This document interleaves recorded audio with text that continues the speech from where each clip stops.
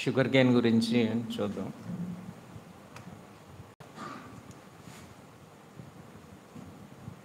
Scientific name వచ్చేసరికి సెకారం అఫిసినరం family గ్రామిని.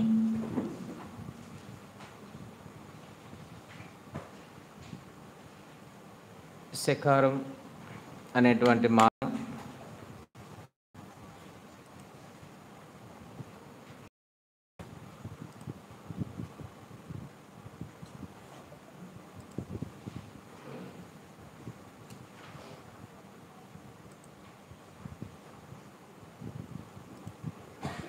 So Saccharum అనేటువంటి మాట it is derived from the Sanskrit word sarkara. Sarkara is a Sanskrit word. So sarkara means white sugar. దాని నుంచి Saccharum అనే మాట వచ్చింది, Sanskrit word. It is an important crop in the Indian subcontinent. Sugar industry is second largest agro based industry next only to textiles. So first best industry వచ్చేసరికి ఏంటంటే textile industry. ఆ తర్వాత textiles తర్వాత రెండవది sugarcane అయితే sugar industry. Sugar cane crop contributes more than 62% of the world sugar production. So almost అది 62% world sugar ప్రొడక్షన్లో sugarcane పాత్ర ఉంది. Sugarcane provides cheapest form of energy giving food, that is sucrose. సుక్రోజ్ని అయితే అది ఇస్తూ ఉంటుంది. So it is a cheapest form of food. So in addition to sugar 38% value added products are obtained. దీని నుంచి దాదాపుగా 38 రకాలైనటువంటి ప్రోడక్ట్స్ కూడా తయారవుతూ ఉంటాయి. తర్వాత juice is used for making white sugar, brown షుగర్ని ఏమన్నారంటే కండసారి. బ్రౌన్ షుగర్ని ఏమంటారంటే కండసారి అంటారు. And jaggery is a source as a biofuel, fibre, fertiliser etcetera. By products are bagasse, power of sugar mills, bagasse అనేటువంటిది. Next and molasses, main raw material for alcohol. So ఇవి మనం చూస్తుంటాము. Juice is used for making of white sugar. దానిలో మనం ఉపయోగించేటువంటిది white sugar, అలాగే కొన్ని ప్రాంతాల్లో ఉపయోగించేటటువంటిది brown sugar. దాన్నే కండసారి అంటారు. దాన్ని మామూలుగా తయారు చేసేస్తుంటారు. మామూలుగా ఈ బెల్లం తయారు చేసినట్టు తయారు చేస్తూ ఉంటారు. సో దాన్ని మనం ఏమన్నా అంటే కండసారి, అలాగే బెల్లం కూడా చేస్తుంటారు, జాగరి. ఇదనమాట. ఇది దీని తాలూకు కొంత ఇంపార్టెన్స్ ఇది. సో ఫ్యామిలీ వచ్చేసరికి Gramineae. Genus Saccharum. Saccharum is derived from the Sanskrit word sarkara. Next one is area and production. Brazil is major sugarcane producing country with an area about 90.77 lakh hectares and production of about 717.47 million ton, followed by India. Brazil దీంట్లో ఎక్కువగా దీనికి సంబంధించి ఎక్కువ production చూపించేది ఏంటంటే Brazil. So next one is India. Sugar cane productivity is highest in Colombia. అటువంటి కొన్ని అయితే మనం చూసుకోవాలి. Sugarcane production is highest in Colombia. ఎంత అంటే 101.32 tons per hectare. 101.32 tons per hectare, followed by Philippines. So productivity, sugar cane productivity ఎక్కడ ఎక్కువగా ఉంది అని అంటే sugar cane productivity is highest in Colombia, 101.32 tons per hectare, followed by next one is Philippines, 93.71 tons per hectare. Among us 10 major producing countries, Colombia has the highest yield of sugarcane due to richest biodiversities in the world and has access to multiple climates. Colombia climate కొంచెం డిఫరెంట్గా ఉంటుంది. So multiple climates అక్కడ ఉంటాయి. So Colombia has the highest yield of sugarcane due to the richest biodiversities in the world and has access to multiple climates. So ఇదైతే మనము చెప్పుకోవచ్చు. Multiple climate ఉండడము, కొన్ని రకాలైనటువంటి అక్కడ జీవ వైవిధ్యం అంతా కూడా చాలా బాగుండడము, ఇటువంటి కండిషన్స్ వల్ల Colombia has the highest yield of sugarcane. So Colombia. Uttar Pradesh is the highest sugarcane producing state. ఇలాంటి బిట్స్ కూడా వస్తూ ఉంటాయి. Highest sugarcane producing state area అంటే Uttar Pradesh, having an area about 22.77 lakhs hectares with the production of 135.64 million tons. So ఇలా ఉంది. Uttar Pradesh is the highest sugarcane producing state. UP dominates in production with the 134 million tons followed by Maharashtra. So UP దాంట్లో ప్రొడక్షన్లోను అదేవిధంగా మిగతా వాటిలో కూడా. So UP dominates in production with 134 million tons followed by Maharashtra. So highest వచ్చేసరికి UP, next వచ్చేసరికి Maharashtra. First one ఏంటంటే UP, తర్వాత మహారాష్ట్ర ఈ ప్రొడక్షన్లో ఎక్కువగా ఉన్నాయి. In terms of productivity Tamil Nadu leads with 105 tons per hectare followed by Karnataka. Productivity పరంగా చూసుకున్నప్పుడేమో Tamil Nadu followed by Karnataka. Next one Andhra Pradesh 82 tons per hectare. So మూడో స్థానంలో ఏపీ అయితే ఉంది. సో ఇలా అనమాట. మొత్తం మీద ఓవరాల్గా మనం చూసుకున్నప్పుడు ప్రొడక్షన్లో చూసినప్పుడు ఏంటంటే ఉత్తరప్రదేశ్, తర్వాత it is followed by Maharashtra. ప్రొడక్టివిటీలో చూసుకున్నప్పుడు Tamil Nadu followed by Karnataka followed by Andhra Pradesh. అంటే తమిళనాడు మొదటి స్థానంలో, కర్ణాటక తర్వాతి స్థానంలో, తర్వాత ఆంధ్రప్రదేశ్ అయితే మూడో స్థానంలో మనకైతే ఉందన్నమాట. In AP crop is cultivated in 4.5 lakh acres with 136 lakh tons production. So ఇది 4.5 లక్షల ఎకరాల్లో అయితే సాగు చేస్తున్నారు. In Andhra Pradesh average yield per acre is 48 tons only. ఒక ఎకరానికి యావరేజ్ ఈల్డ్ వచ్చేసరికి 68 టన్నులు మాత్రమే. Sugarcane in India is grown in 2 distinct agroclimatic regions. ఇండియాలో 2 అగ్రోక్లైమేటిక్ రీజియన్స్లో పర్టికులర్గా దీన్ని అయితే చేస్తున్నారు. The tropical region, subtropical region. So tropical largely comprising Maharashtra, Karnataka, Gujarat and Tamil Nadu. దీన్ని ఏమంటున్నాం అంటే ట్రాపికల్ రీజియన్ అంటున్నాము. సబ్ ట్రాపికల్ రీజియన్ వచ్చేసరికి ఏంటంటే ఉత్తరప్రదేశ్, పంజాబ్, హర్యానా, బీహార్, దీని అంతటినీ కూడా మనం సబ్ ట్రాపికల్ రీజియన్ అని పిలుస్తున్నాం అనమాట. ఈ ఏరియాస్లో ఎక్కువగా దీన్ని అయితే పండించడం అనేది జరుగుతూ ఉంది. So tropical and subtropical రీజియన్స్లో దీన్ని ఎక్కువగా సాగు చేస్తున్నారు. AP crop is cultivated 4.5 lakh acres చేస్తున్నారు with 136 lakh tons production. In Andhra Pradesh average yield per acre is 68 tons only. ఇదొకటి మనం చూసి స్టాటిస్టిక్స్ కూడా జాగ్రత్తగా చదువుకుని వెళ్తూ ఉండాలి. There are 3 cultivated species of sugarcane, Saccharum officinarum, Saccharum barberi, Saccharum sinense. And 2 wild species are Saccharum spontaneum, Saccharum రోబస్టమ్.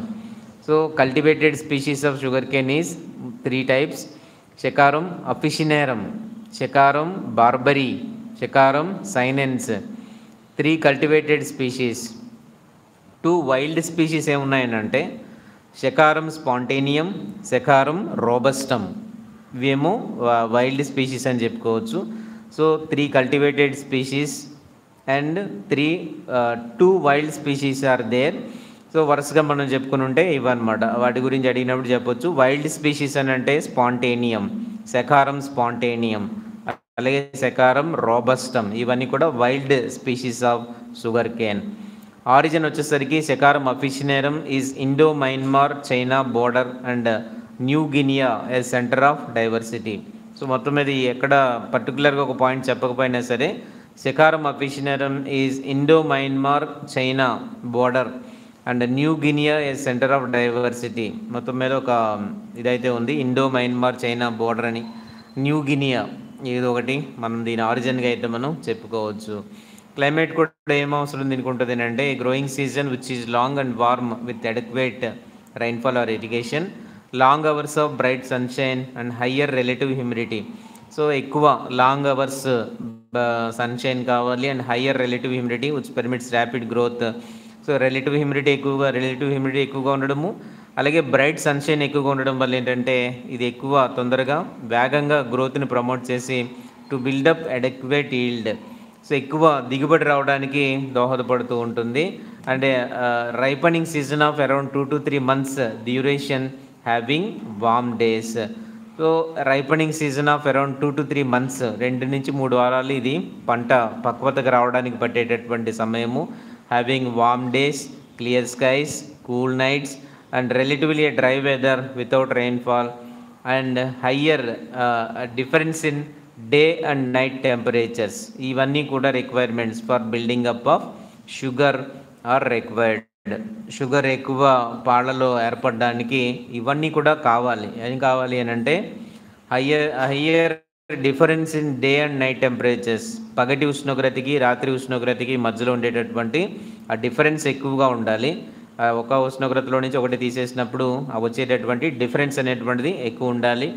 అలాగే dry weather ఉండాలి, కూల్ నైట్స్ ఉండాలి, క్లియర్ స్కై ఉండాలి, వామ్ వెదర్, వామ్ డేస్ ఉండాలి.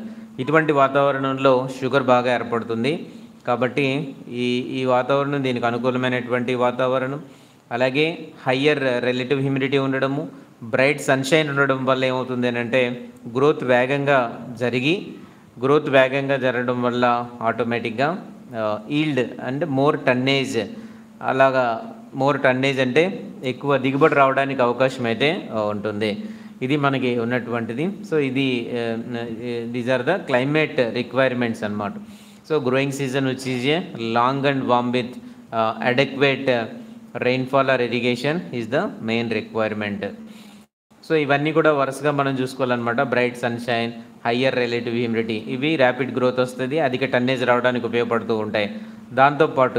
దాంతోపాటుగా ఇవన్నీ కూడా having warm days, clear skies, cool nights, relatively dry weather without rainfall, ఇవన్నీ కూడా అనమాట. Higher difference in day and night temperatures, అంటే difference in maximum and minimum temperatures should be higher.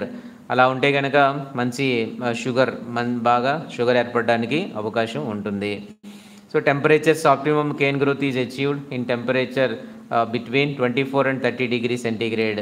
So optimum cane growth ఎక్కడ మనకు వస్తుంది అని అంటే optimum cane growth is achieved in temperatures between 24 and 30 degrees centigrade. So optimum cane growth is achieved in temperatures between 24 and 30 degrees centigrade. ఇలా ఉంటుంది. Reduction in yield of sugar cane due to rise in temperature. Next one. So temperatures కనుక పెరిగేటట్టయితే reduction in the yield, అదొకసారి మనం చూస్తే the sugar Kane productivity and juice quality are profoundly influenced by weather conditions. So ఏదైనప్పటికీ దీంట్లో ఉండేటువంటి juice quality కానీ దాని తాలూకు ప్రొడక్టివిటీ ఇవన్నీ కూడా దేనిపైన ఆధారపడతాయి అని అంటే వెదర్ కండిషన్స్ పైన ఆధారపడుతూ ఉంటాయి. Prevailing during the various crop growth sub periods. Sugar recovery is highest when the weather is dry with low humidity. ఇవి అవసరం అన్నమాట. The weather is dry with low humidity.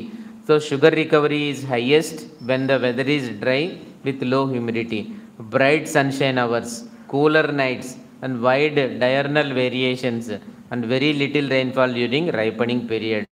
Already ఇప్పుడు దీని గురించి ఇంతకు ముందే మనం చెప్పుకున్నాం అన్నమాట. సో షుగర్ రికవరీ ఎప్పుడు ఎక్కువగా ఉంటుంది అని అంటే ఈ కండిషన్స్ అన్నీ కూడా వరుసగా మనమైతే చెప్పుకోవచ్చు. సో షుగర్ రికవరీ ఎప్పుడెప్పుడు ఎక్కువగా ఉంటుందంటే ఈ పరిస్థితుల్లో ఎక్కువగా ఉంటుంది. సో వెదర్ ఈజ్ డ్రై, అలాగే విత్ లో humidity and bright sunshine hours. Okay, bright sunshine hours ఉండాలి, సన్షైన్ బాగా వచ్చినటువంటి టైం ఉండాలి. అలాగే తర్వాత కూలర్ నైట్స్, రాత్రులు చల్లగా ఉండాలి. ఓకే, బ్రైట్ సన్షైన్ పగలు ఉండాలి, రాత్రేమో చల్లగా ఉండాలి. విత్ వైడ్ డయర్నల్ వేరియేషన్స్, అంటే పగటికి రాత్రికి మధ్యలో ఉండేటటువంటి టెంపరేచర్స్ డిఫరెన్సెస్ ఏవైతే ఉంటాయో అవి మాత్రం చాలా ఎక్కువగా ఉండాలి. డయర్నల్ వేరియేషన్స్ అని అన్నారు. Or very little rainfall during ripening period. These conditions favour high sugar accumulation. ఇటువంటి కండిషన్స్ కనుక ఉండేటట్టయితే ఎక్కువ మొత్తంలో షుగర్ అక్యుములేట్ అవుతుంది. The climatic conditions like very high temperature or very low temperature deteriorates the juice quality and thus affecting the sugar quality. So climatic conditions ఒకవేళ కనుక బాగా highest temperatures అయిపోయి వెరీ హై టెంపరేచర్ అయిపోయినా ప్రాబ్లమే, very low temperature అయిపోయినా సరే sugar accumulation అనేటువంటిది సరిగ్గా జరగదు. కాబట్టి very high temperature problem, very low temperature కూడా ప్రాబ్లమే. అయితే పగటి ఉష్ణోగ్రతకి రాత్రి ఉష్ణోగ్రతకి మధ్యలో ఉండేటువంటి డిఫరెన్స్ ఎక్కువగా ఉండడం అనేది ఇక్కడ చాలా అవసరము. అదైతే కనుక అప్పుడు మళ్ళీ షుగర్ అక్యుములేషన్ అంతా కూడా చాలా బాగుంటుంది. Favorable climate like warm and humid climate favor the insect pests and diseases which cause much damage to the quality and yield of its juice and finally sucrose content. So favourable climate warm and humid climate favour the ఈ వాతావరణం దీనికి అనుకూలమైనటువంటి వాతావరణం ఏదైతే ఉందో sugar cane పెరగడానికి అనుకూలమైనటువంటి వాతావరణం ఏదైతే ఉందో అది ఇన్సెక్ట్స్ పెస్ట్ పెరగడానికి కూడా అనుకూలమైనటువంటి వాతావరణమే. కాబట్టి which cause much damage to the quality and yield of its juice and finally sucrose contents. ఇండైరెక్ట్గా ఇవన్నీ దేన్ని ఎఫెక్ట్ చేస్తుంటాయంటే damage to the quality and yield. Quality దెబ్బతింటుంది, ఈల్డ్ తక్కువగా వస్తుంది, ఫైనల్లీ సుక్రోజ్ కంటెంట్ కూడా బాగా దెబ్బతింటుంది. ఎప్పుడు అనంటే ఇన్సెక్ట్స్ వల్ల, ఈ పెస్ట్ వల్ల మరియు డిసీజెస్ వల్ల కూడా. ఎందుకు ఇవన్నీ ఉధృతంగా వస్తాయి అని అంటే ఏ వాతావరణం అయితే షుగర్ కేన్ బాగా పెరగడానికి అనుకూలమైన వాతావరణం ఉందో అదే వాతావరణం ఇవి పెరగడానికి కూడా, పెస్ట్లు డిసీజ్లు రావడానికి కూడా అనుకూలమైనటువంటి వాతావరణం. సో అందువల్ల అవి కూడా ఎక్కువగా ఉధృతంగా వచ్చేటటువంటి అవకాశాలు ఇక్కడ ఉంటాయి. సో ఇదనమాట. తర్వాత rainfall in India grown in areas ranging from 600 to 3000 millimeters. Rains at active growth period encourages rapid cane growth, cane elongation, whereas rains at ripening period leads to poor juice quality. So grown in areas ranging from 600 to 3000 millimeters అన్నారు. So ఎక్కడైనా సరే almost అన్ని వాతావరణాల్లోనూ అంటే ఎక్కువ ఎంత rainfall ఉన్నప్పుడు కూడా ఇది పెరగలుగుతూ ఉంటుంది. కేన్ ఎలా వేరే rains at ripening period leads to poor juice quality. పంట పక్వతకు వచ్చేసి పండుతున్నటువంటి టైంలో కనుక ఎక్కువ వర్షాలు పడేటట్టయితే ఆ జ్యూస్ క్వాలిటీ ఎలా ఉంటుందంటే చాలా చాలా పూర్ క్వాలిటీ అయితే అక్కడ ఉంటుందన్నమాట. Next one is humidity. Next one high humidity coupled with warm weather at vegetative growth is essential. ఎక్కువగా హ్యూమిడిటీ ఉండడం అనేటువంటిది, వామ్ వెదర్ వేడి వాతావరణము, హ్యూమిడిటీ ఉండడం అనేటువంటిది వెజిటేటివ్ పెరుగుదల దశలో ఇదైతే అవసరమే. Humidity of 45 to 65% plus limited water supply is must at ripening phase. So ఈ పర్సంటేజెస్ ఎప్పుడు మనకి ఇంపార్టెంట్ బిట్స్గానే ఉంటాయి. So humidity of 45 to 65% plus limited water supply is must at ripening phase. So ఎలా ఎంత ఉండాలి అని అంటే హ్యూమిడిటీ ఎంత ఉండాలి, 45 to 65% అయినా ఉండాలి, plus limited water supply is must at ripening phase. Ripening ఫేజ్లో ఇదైతే మాత్రం ఖచ్చితంగా ఇలాగా ఉండాలి. High humidity coupled with warm weather, ఎక్కువ హ్యూమిడిటీ ప్లస్ వామ్ వెదర్, ఇవి వెజిటేటివ్ గ్రోత్ టైంలో అయితే మాత్రం చాలా బాగుంటాయి. అదే రైపనింగ్ స్టేజ్లో వచ్చేసరికి హ్యూమిడిటీ అరౌండ్ 45 to 65% ఉంటే సరిపోతుంది, ప్లస్ లిమిటెడ్ వాటర్ సప్లై, ఇలా లిమిటెడ్గా ఉండేటువంటి వాటర్ సప్లై ఉన్నా కూడా రైపనింగ్ స్టేజ్లో సరిపోతుంది. సన్షైన్ గురించి చెప్తే సన్షైన్ గురించి చూస్తే sugar cane is sun loving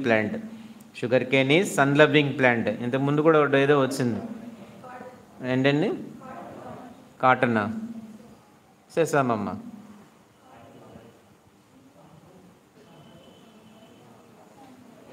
sun loving plants ఉంటాయండి కొన్ని. ఓకే, సన్షైన్ షుగర్ కేన్ వచ్చేసరికి sugar cane is sun loving plant. Okay, అది చెక్ చేసుకోవాలి మరి, అలాంటివన్నీ అడుగుతుంటారు. సన్ లవింగ్ ప్లాంట్స్ అన్నిటికీ ఎండ అవసరమే, కానీ ప్రత్యేకంగా సన్ లవర్స్ కొన్ని ఉంటాయి కాబట్టి సన్ లవింగ్ ప్లాంట్ ఈ షుగర్ కేన్ ఒకటి. తర్వాత ఇంకేమున్నాయో చూడండి.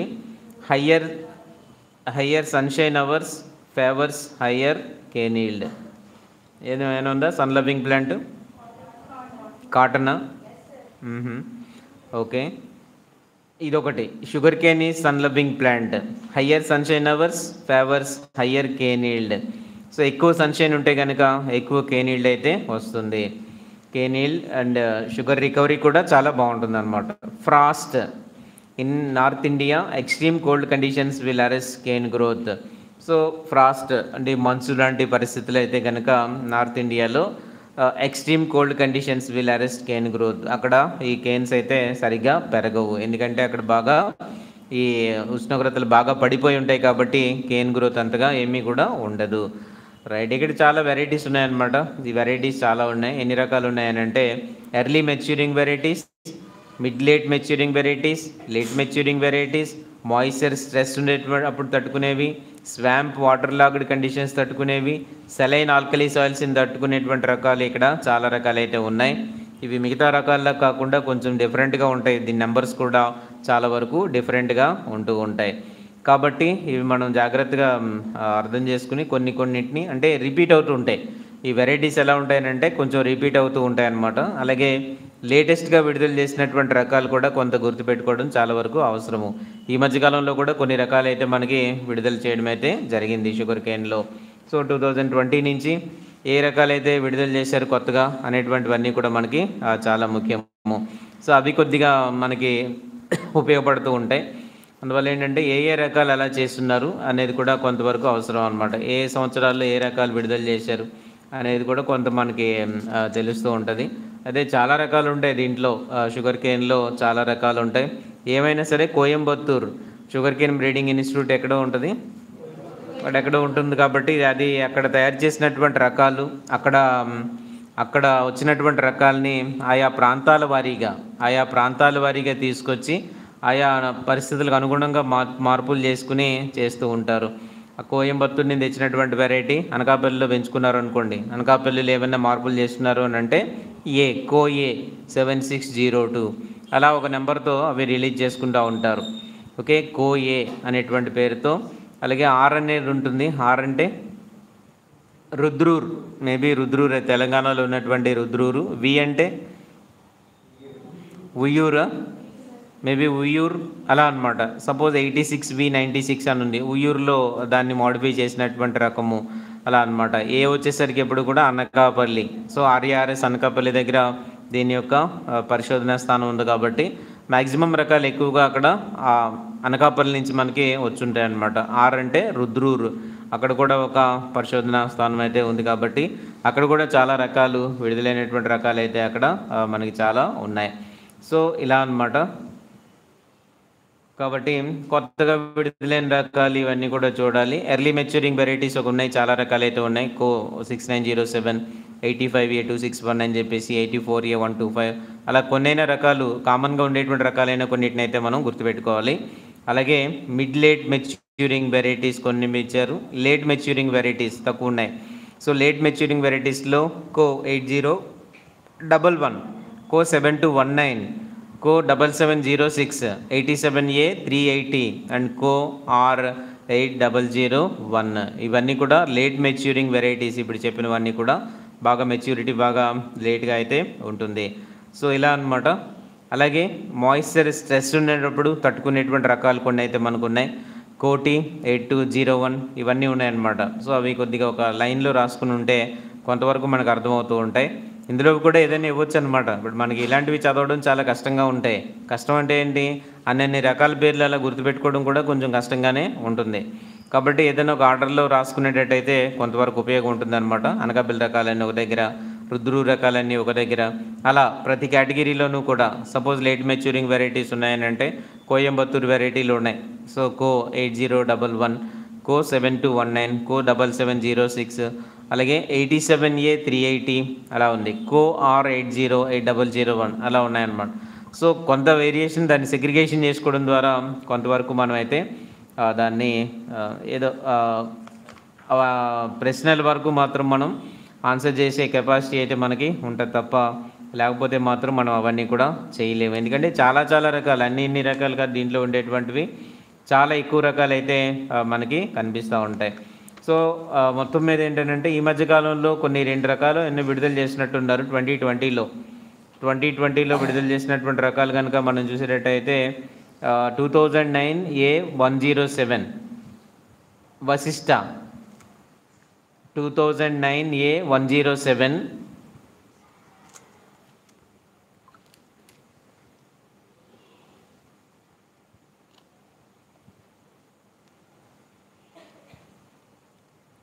టూ 2009A107 దీన్ని ఏమో ఏ పేరుతో పిలుస్తున్నారు అంటే వశిష్ట.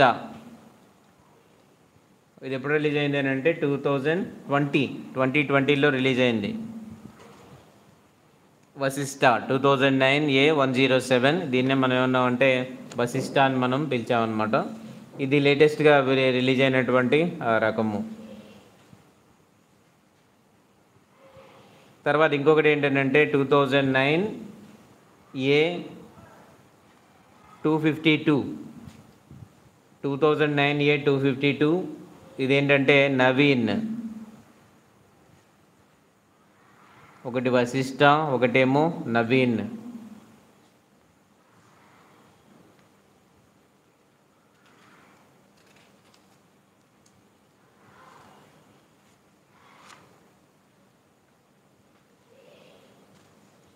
ఆల్మోస్ట్ ఇవి కొత్తగా విడుదలైనటువంటి రకాలుగా ఇవైతే మనం చూడొచ్చు.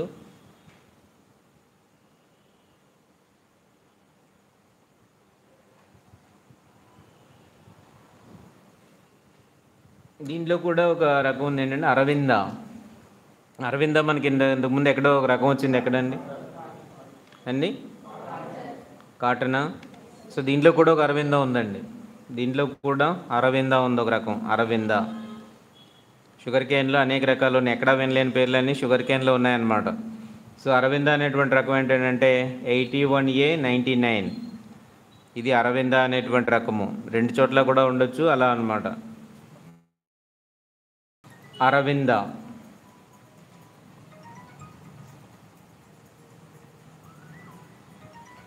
అరవింద అంటే చాలా పేర్లు ఉంటే ఎలా ఉంటాయంటే, దీంట్లో పేర్లు ఎలా ఉంటాయనంటే మధు, అరవింద, విశ్వామిత్ర, కృష్ణ, ఓకే, శారద, విశాఖ, స్వాతి, భరణి. ఒకవేళ మామూలు క్యాజువల్గా ఒక దగ్గర వరుసగా రాసుకోండి నెంబర్స్. దాంట్లో పేర్లైనా ఉన్నట్టు మనకి అర్థమవుతుంది అనమాట. సో ఏంటనమాట, అరవింద, మధు, నెంబర్స్ తర్వాత విషయము. ముందు అట్లీస్ట్ మనం కొన్ని దీంట్లో ఏమేమి పేర్లు ఉన్నాయనేది కూడా కొంత తెలుసుకోవడం అవసరమే. కాబట్టి ఏంటనంటే అరవింద, మధు, తర్వాత విశ్వామిత్ర, తర్వాత కృష్ణ. ఈ కృష్ణ అని ప్రతి దాంట్లోనూ పెట్టేశారండి, ప్రతి రకంలోనూ కూడా ఒక కృష్ణ. మరి అవి ఎందుకు పెడతారో తెలియదు. శారద, విశాఖ, స్వాతి, భరణి, కనక మహాలక్ష్మి,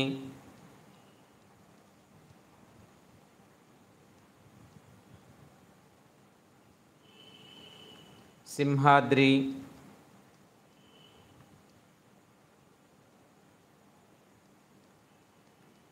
రంగా, శ్రీముఖి,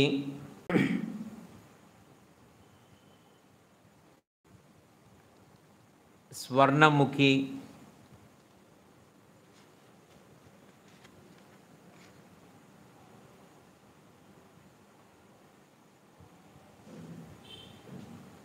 కనకదుర్గ,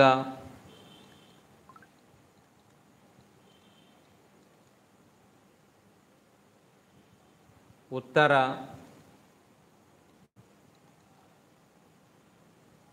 రేవతి,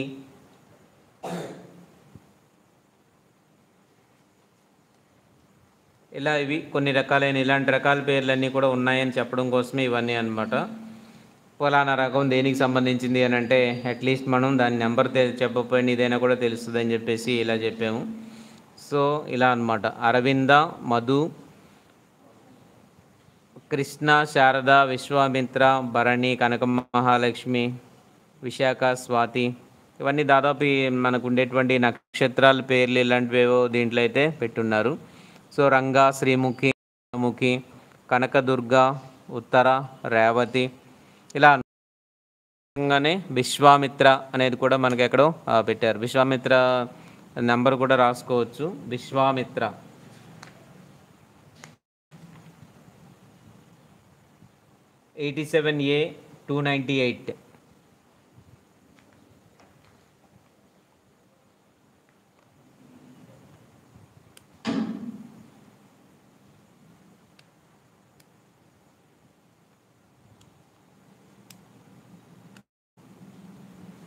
87A298.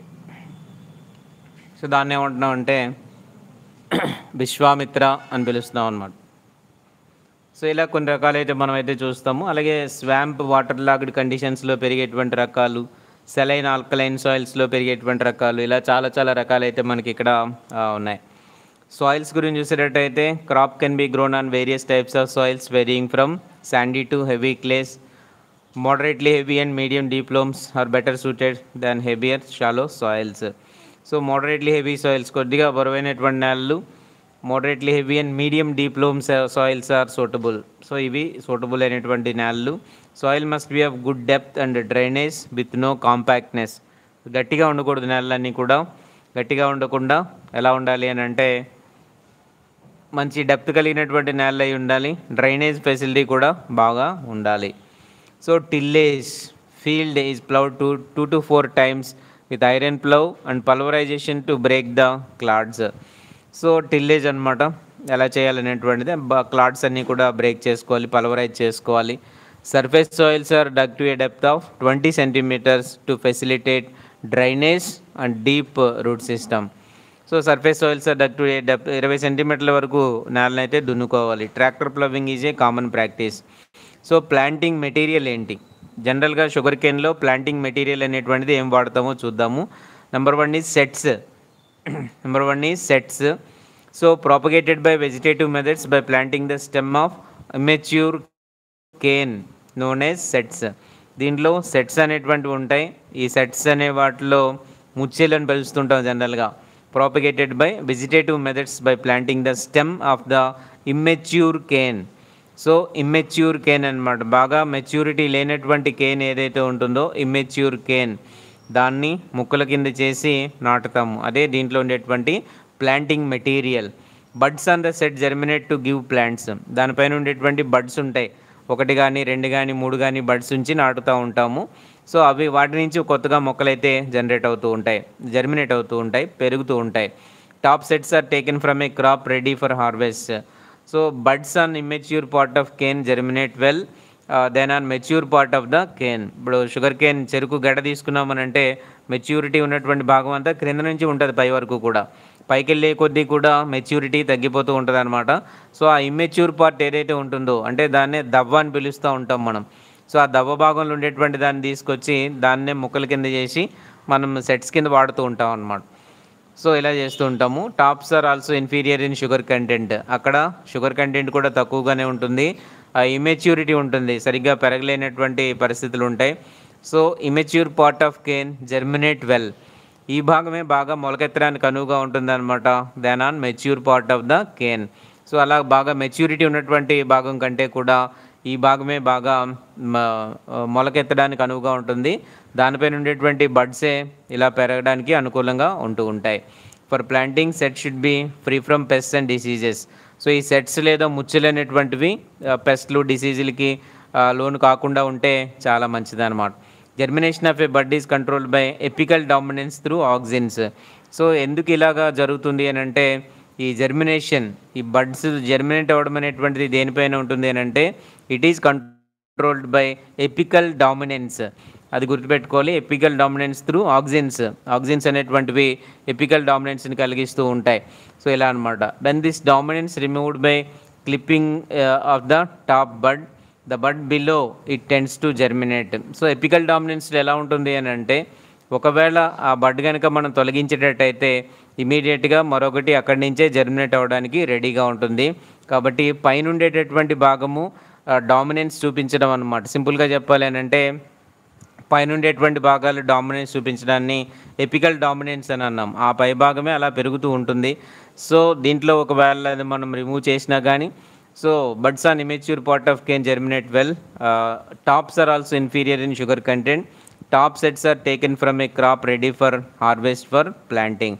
సో ఈ టాప్ పై భాగంలో ఉండేటువంటి సెట్స్ని ఎక్కడ తీసుకుంటామంటే crop ready for harvest for planting. So harvesting ready అయిపోయినటువంటి సమయంలో దీనైతే తీసుకుంటాము. For planting set should be free from pest and diseases. తర్వాత germination of a bud is controlled by apical dominance through auxins, అది చూసాము. When this dominance removed by clipping of the top bud, పైన ఉండేటువంటి బడ్ని మనం తొలగించినట్టయితే ఆటోమేటిక్గా the bud below its tends to germinate, దాని క్రింద ఉండేటువంటి బడ్ పెరగడానికి ప్రయత్నం చేస్తుంది. Hence instead of planting entire cane it is cut in to 3 budded sets, మూడు బడ్స్ ఉండేలాగా, మూడు కళ్ళ ముచ్చెలు, 3 కళ్ళు అనొచ్చు, బడ్స్ అనొచ్చు వాటిని. కాబట్టి 3 కళ్ళ ముచ్చెలు ఉండేలా చేసింటే ఒకటి కాకపోతే ఒకటి వెంటనే పెరుగుతుంది. దేనివల్ల అంటే ఎపికల్ డామినెన్స్ వల్ల ఒక బడ్ మనం రిమూవ్ చేసినా కానీ వెంటనే ఉండేటువంటి రెండో బడ్ పెరగడానికి ప్రయత్నం చేస్తుంది. కాబట్టి ఎలా చేస్తారు అని అంటే 3 బడ్స్ ఉండేలాగా చేస్తాం. 3 బడ్స్ ఉండేలాగా చేసి చిన్న చిన్న ముక్కలుగా దాన్ని అయితే కట్ చేస్తూ ఉంటారు. వాటినే ముచ్చెలని మనం పిలుస్తూ ఉంటాం. If the entire cane is used as planting material, sets from bottom mature cane germinates very late compared to sets from top cane leading to uneven crop stand and crop maturity. అంటే దీని అర్థం ఏంటి అని అంటే, suppose మరి అలాంటప్పుడు అన్నిటికీ buds ఉంటాయి కదా, మొత్తం గడంతా బడ్స్ ఉంటాయి కాబట్టి అన్నీ కూడా నాటుకోవచ్చు కదా అని చెప్పేసి. కానీ ఇక్కడ ఏం చెప్తున్నారు అని అంటే మెచ్యూర్ షుగర్ కేన్ ఏదైతే ఉంటుందో అంటే క్రింది భాగం, క్రింద నేలపై నుంచి పై వరకు పెరిగేటువంటి గడ్డలో చూస్తే కనుక క్రింద ఉండేటువంటి భాగము బాగా మెచ్యూరిటీ ఉన్నటువంటి భాగం ఏదైతే ఉందో దాని నుంచి తీసినటువంటి ముచ్చెలు ఏవైతే ఉంటాయో అవి తొందరగా జర్మినేట్ అవ్వవు. అలా కాకుండా పై భాగంలో అంటే పైన ఉండేటువంటి దవ్వ భాగం అనమాట, అది జనరల్గా మనం తినము కూడా, దాంట్లో షుగర్ కంటెంట్ కూడా చాలా తక్కువగా ఉంటుంది. సో అలా ఉంటుంది, దాంట్లోనే ఎక్కువ జర్మినేషన్ కెపాసిటీ అయితే దాంట్లోనే ఉంటుంది, top of the cane. So ఆ టాప్స్ ఏవైతే ఉన్నాయో ఆ భాగంలో నుంచి వచ్చిన దాంట్లో నుంచే మనం ముచ్చెలు తయారు చేసుకుంటాము. దానిపైన బడ్స్ ఉంటాయి, ప్రతి కణుపు దగ్గర ఒక బడ్ ఉంటుంది, ప్రతి కణుపు నోట్స్ ఉంటాయి కదా, నోట్స్ దగ్గర కూడా ప్రతి కణుపు దగ్గర ఒక్కొక్క బడ్ ఉంటుంది. ఆ బడ్ని మనం ఏం చేస్తామనంటే అలాంటివి 3 బడ్స్ ఉండేలా చూసుకొని అంతవరకు ఒక ముక్క కట్ చేసుకుని పెట్టుకుని ఉంటాం, వాటినే ముచ్చెలు అని అంటాం. 3 కళ్ళు బడ్స్ని జనరల్గా ఏమంటూ ఉంటారంటే కళ్ళు అని పిలుస్తూ ఉంటారు. సో ఇలాగ 3 కళ్ళ ముచ్చెలు అని చెప్పేసి పిలుస్తూ ఉంటారు. ఇవి మనకి ప్లాంటింగ్ మెటీరియల్గా ఉపయోగపడుతూ ఉంటాయి అన్నమాట. సో ప్లాంటింగ్ మెటీరియల్ కాబట్టి ఒకవేళ గెడంతా మనం నాటడానికి ప్రయత్నం చేసినా కానీ గడంతటిని ముక్కలుగా చేసి నాటడానికి ప్రయత్నం చేస్తే ఈ మెచ్యూరిటీ వచ్చేసినటువంటి ముక్కలేమో లేటుగా జర్మినేట్ అవుతాయి. అదే గెడతాలకు చివరి భాగంలో ఉండేటువంటి దగ్గర ఉండేవి ఎర్లీగా జర్మినేట్ అయిపోతాయి వెంటనే.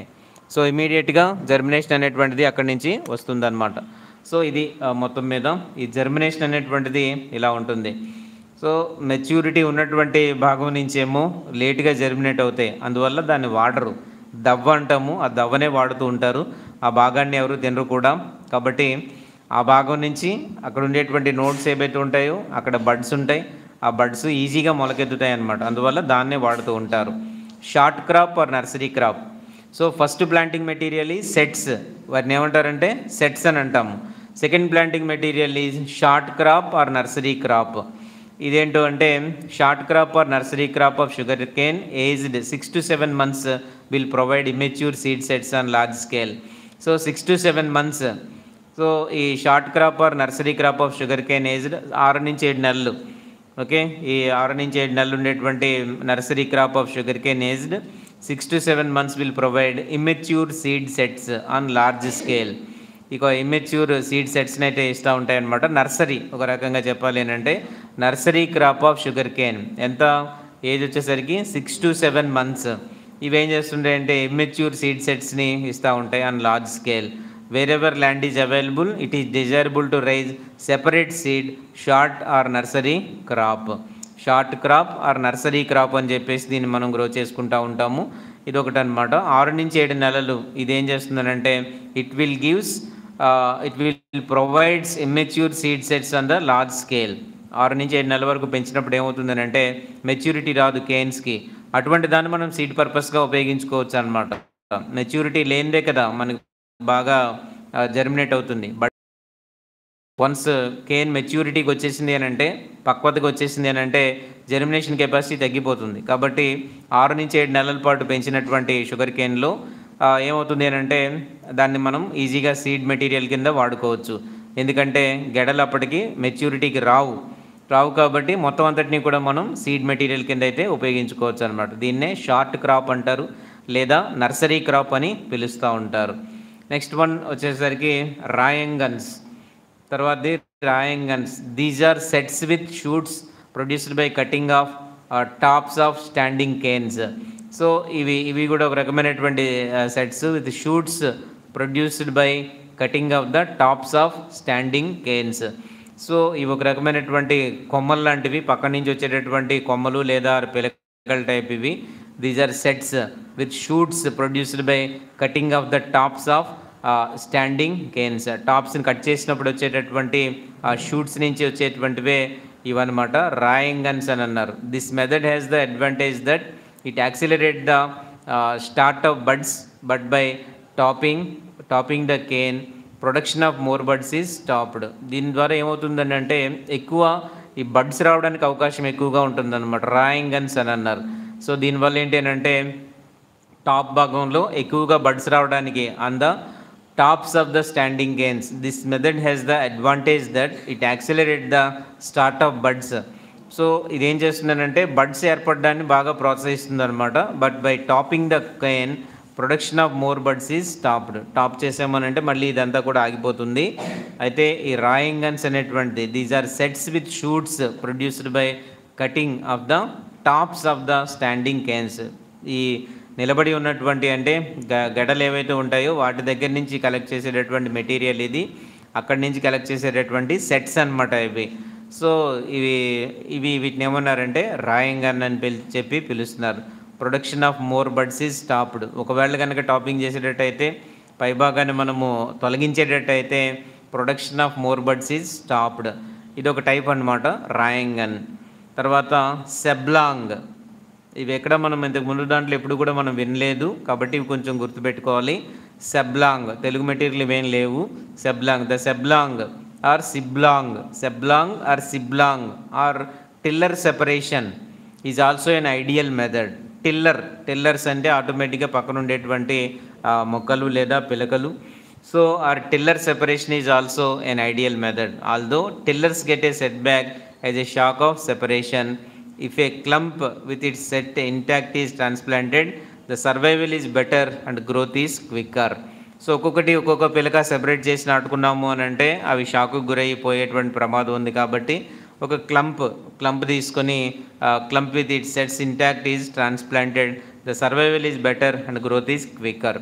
సో ఒక క్లంప్ ఒక బంచ్గా తీసుకుని కనుక నాటుకునేటట్టయితే అక్కడ ఎక్కువగా గ్రోత్ కూడా క్విక్కర్గా ఉంటుంది, సర్వైవల్ కూడా బెటర్గా ఉంటుంది. Where humidity is high and labour is not scarce, this method is appropriate. So humidity ఎక్కువగా ఉండడము, where humidity is high and labour is not scarce, this method is appropriate. Labour బాగా availability బాగా ఉండడము, ఇలాంటి conditions ఉండేటప్పుడు ఇదైతే పెట్టుకోవచ్చు అనమాట. సెబ్లాంగ్ ప్రాసెస్, సెబ్లాంగ్ ఆర్ సిబ్లాంగ్ ఆర్ టిల్లర్ సెపరేషన్, దీన్ని ఏమన్నారని అంటే టిల్లర్ సెపరేషన్ అన్నారు. ఇది ఒక ideal method. Tillers get a set back age A shock of separation.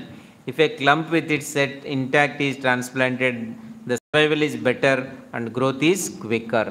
Clump ఒక గుంపుగా వాటిని తీసుకెళ్ళి నాటుకుని ఉంటే బాగా ఉంటాయి. టిల్లర్స్ సెపరేషన్ అనమాట. ఇది వచ్చేసరికి ఏంటంటే టిల్లర్ స్థాయిలోనే దాన్ని సెపరేట్ చేసి నాటుకోవడము, సెబ్లాంగ్ పద్ధతి.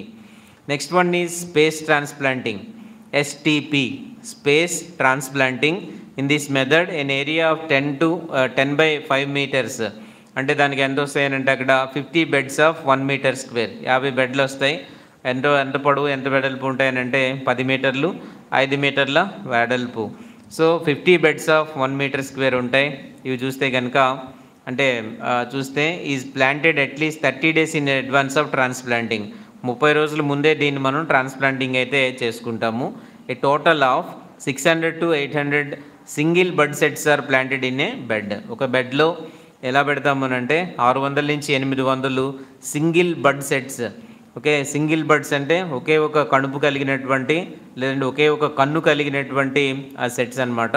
ఎన్ని పెడతామనంటే 600 నుంచి 800 ఇలా పెట్టుకుంటాం అనమాట, planted in a bed. So తీసుకుంటాము, చెరుకు తాలూకు దవ్వ భాగాన్ని తీసుకుంటాము. అక్కడ ఉండేటటువంటి మొత్తం దవ్వనే కాదు మిగిలినటువంటి భాగంలోనైనా సరే ఆ కన్ను భాగం ఏదైతే ఉంటుందో దాన్ని సెపరేట్ చేసుకుని అటువంటి సింగిల్ బడ్ సెట్స్ అన్నీ కూడా సెపరేట్ చేసుకుని వాటిల్ని బెడ్ మీద నాటుకుంటాం అనమాట. Thus only 2 tons seed material is sufficient in STP method. Space transplanting method what is the seed material ఎంత మనం ఉపయోగించాలి అని అంటే 2 tons, quantity of seed material is 2 tons అనమాట. STP method, space transplanting method. దీంట్లో మనం ఎంత ఉపయోగించాలి అని అంటే only 2 tons seed material is sufficient for 1 hectare. Important bit అనమాట. So 2 tons of seed material is sufficient in this STP method to plant in 1 hectare. As again 6 to 7 tons of cane for planting 1 hectare. మామూలుగా అయితే ఎంత అవుతుంది, 6 నుంచి 7 tons అయితే వరకు కూడా Cannes కావాల్సి ఉంటాయి మనకి. అలా కాకుండా జస్ట్ ఇక్కడ మనకి ఏంటంటే 2 tons of cane, 2 tons of cane is sufficient ఇలా అనమాట. 2 tons of seed material is sufficient for 1 hectare of seed material is sufficient. So single budded half of the cane is planted vertically with a soil cover. So single buds, ఒక బడ్ అంటే ఇలా ఒక కణుపు ఉంటుంది, కణుపు మీద ఒక చిన్న మొగ్గ లాంటిది మనకి కనబడుతూనే ఉంటుంది అనమాట, బడ్స్ అంటాం వాటిని. సో ఆ బడ్స్ ఉంటాయి. సింగిల్ బడ్ అంటే ఒక కణుపు ఉండి దాని మీద ఉండేటువంటి ఆ బడ్స్ని మనం సేకరిస్తూ ఉంటాం. ఇలా సింగిల్ బడ్స్ ఉండేటువంటి వాటిని తీసుకెళ్ళి బెడ్ మీద నాటుకుంటాం అనమాట. సో అక్కడ అది పెరుగుతూ ఉంటుంది. Single budded sets from top half of the cane. So ఒక కేన్, షుగర్ కేన్ ఉంది అని అంటే దాంట్లో సగభాగం నుంచి కూడా పైన ఉండేటువంటిదంతా కూడా మనం తీసుకోవచ్చు. సో సగభాగం నుంచి పైన అంతా కూడా ఇవి కలెక్ట్ చేయొచ్చు vertically with a soil cover. దాన్ని మట్టితో కప్పాలి అవన్నీ కూడా. Normal watering and other management aspects are followed. The sprouted seedlings are planted in the main field after 3 to 4 weeks. సో అది కూడా టైం అనమాట. 3 to 4 లీఫ్ స్టేజ్ ఏ దశలో మనం తీసుకెళ్ళి నాటుకోవాలి అని అంటే 3 to 4 weeks. నారు వేసినట్టు ఇది ఆల్మోస్ట్ ఇది ఏంటంటే నారు వేసినట్టే అనమాట. 3 నుంచి 4 వారాల వయసులో కలిగినటువంటి నారుని తీసుకెళ్ళి మనం నాటుకోవాలి. 3 to 4 weeks అనమాట. అంటే దాదాపు 1 రోజులు, అంటే 30 days. ఇది కూడా 30 days అప్పుడు తీసుకెళ్ళి మొక్కల్ని అక్కడ మనం నాటుకోవచ్చు. అది కూడా ఎలా అనమాట, 3 to 4 లీఫ్ స్టేజ్ ఇవి రెండు ఇంపార్టెంట్ అనమాట. 3 to 4 weeks ఒకటి, 3 to 4 లీఫ్ స్టేజ్ ఒకటి మనకి చాలా ముఖ్యం అనమాట. సో ఇలా ఈ స్టేజ్లో మనం దీన్ని తీసుకెళ్ళి మనం మెయిన్ ఫీల్డ్లో నాటుకోవచ్చు. స్పేస్ ట్రాన్స్ప్లాంటింగ్, దీన్ని ఏమన్నారంటే స్పేస్ ట్రాన్స్ప్లాంటింగ్ అని, STP, space transplanting or STP అని పిలిచారనమాట ఇది.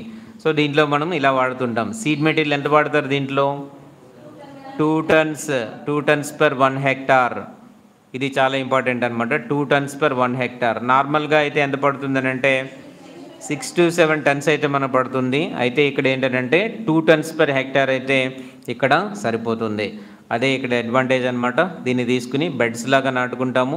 ఎన్ని వాడతామనంటే 600 నుంచి 800 single bud sets are planted in a bed. So ఇలా అనమాట మొత్తం మీద ఎలా చేస్తుంటాము. 3 to 4 weeks అయితే మనకి ఇది ఉంటుంది. ఆ టైంలో మనం దాన్ని తీసుకెళ్ళిపోవాలి. ఆకులు ఎన్ని వచ్చి ఉంటాయనంటే 3 to 4 లీఫ్ స్టేజ్ ఇలా. The seed multiplication ratio in this method is 1:40 as against 1:10 in conventional planting. So STP పద్ధతిలో ఇవి అడగొచ్చు అనమాట. ఎస్టీపీ పద్ధతిలో సీడ్ మల్టిప్లికేషన్ రేషియో ఎంత? Seed multiplication ratio is 1:40. So వెరేజ్ in conventional planting, వేరే కన్వెన్షనల్ ప్లాంటింగ్లో చూసినప్పుడు ఎంత అంటే ఇట్ ఈజ్ 1:10 అంతే. సో కన్వెన్షనల్ అంటే మనం జనరల్గా సాంప్రదాయబద్ధంగా ఉపయోగించేటువంటి దాంట్లో సీడ్ మల్టిప్లికేషన్ రేషియో ఈజ్ 1:10. ఇందులో చూసినప్పుడు స్పేస్ ట్రాన్స్ప్లాంటింగ్లో చూసినప్పుడు ఏంటంటే 1:40. ఓకే, ఇక్కడ 1:40 అనమాట. Some of the advantages of this system is uniform crop stand, low incidence of pest and diseases, reduce cane lodging, పడిపోవడం, కేన్స్ క్రిందకి పడిపోవడం అనేది తగ్గించబడుతుంది. Increase in seed multiplication. So around 25% yield increase are the advantages of this method. ఈ పద్ధతిలో చేసుకున్నప్పుడు yield కూడా ఎంత పెరుగుతుంది అంటే around 25% yield increase are the advantages of this method. So high stock population exceeding 1.2 lakh canes per hectare.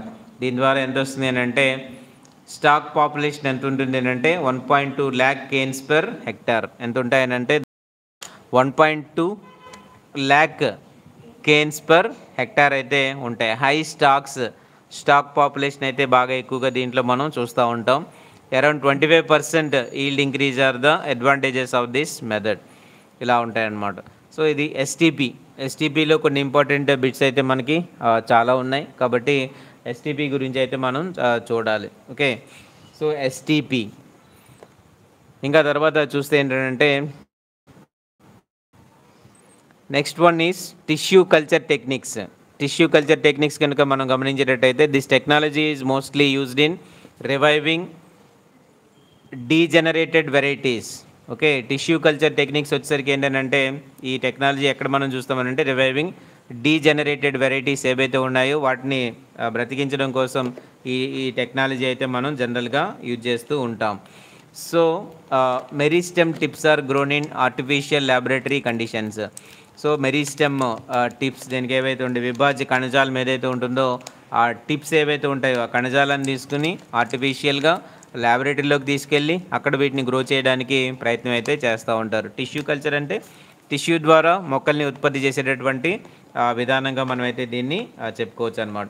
Tissue culture అని చెప్తున్నాం. Multiplication is faster. దీంట్లో మల్టిప్లై అవ్వడం అనేటువంటిది చాలా వేగంగా జరుగుతూ ఉంటుంది. Use to develop seed material from limited number of buds. So ఈ సీడ్ మెటీరియల్ మనం ఎక్కడి నుంచి డెవలప్ చేయొచ్చు అని అంటే use to develop seed material from limited number of buds. Limited number of buds నుంచే మనం సీడ్ మెటీరియల్ అంతటిని కూడా మనం ఉత్పత్తి చేయవచ్చు. సో దీన్ని ఏమన్నాము అంటే టిష్యూ కల్చర్ టెక్నిక్ అని మనం చెప్తున్నాం అనమాట. టిష్యూ కల్చర్ టెక్నిక్ అని దీన్ని మనం పిలుస్తున్నాం. సో నెక్స్ట్ వన్ చూద్దాము. Bud chip method or single node seedling cultivation అని చెప్పేసి మరొకటి అయితే మనకి ఇక్కడ ఉంది. బడ్ చిప్ మెథడ్, అలాగే రెండోది ఏంటి అని అంటే సింగిల్ నోడ్ సీడ్లింగ్ కల్టివేషన్. ఇది మనకు ఒకటి కనిపిస్తుంది. దీంట్లో మనం చూస్తే ఏంటంటే in sugar cane seed cost itself accounts for 20%. జనరల్గా మనం గుర్తుపెట్టుకోవాలి, అది కూడా ఒక బిట్స్ రూపంలో అడగొచ్చు అనమాట. In sugar cane seed cost itself accounts for 20% of the total cost of cultivation. Total cost of కల్టివేషన్లో షుగర్ కేన్ సీడ్ కాస్ట్ ఎంత ఉంటుంది అని అంటే 20%. ఓకే, 20% అనమాట. In sugar cane seed cost itself accounts for 20% of the total cost of cultivation. So generally 10 tons of seed cane is being utilised for getting optimum cane and sugar yields. So ఎంత అనమాట 10 tons of seed cane is being utilised for getting optimum cane and sugar yields. Bud chip method, single node seedling cultivation అని చెప్పి దీన్ని అయితే పిలుస్తూ ఉంటారు. Hence to reduce seed cost, labour cost towards planting and increase the cane production per unit area, growing of sugar cane through single bud seedlings is found to be the new innovative technology and becoming popular among the farming community. అంటే ఏమంటున్నారనంటే growing of sugar cane through single bud seedlings. Single buds అంటే ఒకే ఒక్క buds కలిగినటువంటి అనమాట, కన్నులు, ఒకే ఒక్క కన్ను కలిగినటువంటి వీటిని ఉపయోగించి growing of sugar cane through single bud is found to be the new innovative technology. ఇదే ఇప్పుడు కొత్త టెక్నాలజీ లేదా న్యూ ఇన్నోవేటివ్ టెక్నాలజీ అని చెప్తున్నారు. And becoming popular among the farming community. Bud chip method అంటాం. బడ్ చిప్ మెథడ్ లేదా single node seedling cultivation. Single node అంటే కణుపు, ఒక కణుపు వరకు కట్ చేసి దాన్ని నాటుకోవడం అనమాట. ఒక కణుపు దాకా కట్ చేస్తే నాటుకోవడం. కణుపు దగ్గర ఒక బడ్ ఉంటుందని చెప్పుకున్నాం. కన్ను లేకపోతే బడ్ ఉంటుంది. ప్రతి కణుపు దగ్గర కూడా ఒక బడ్ ఆర్ కన్ను ఉంటుంది.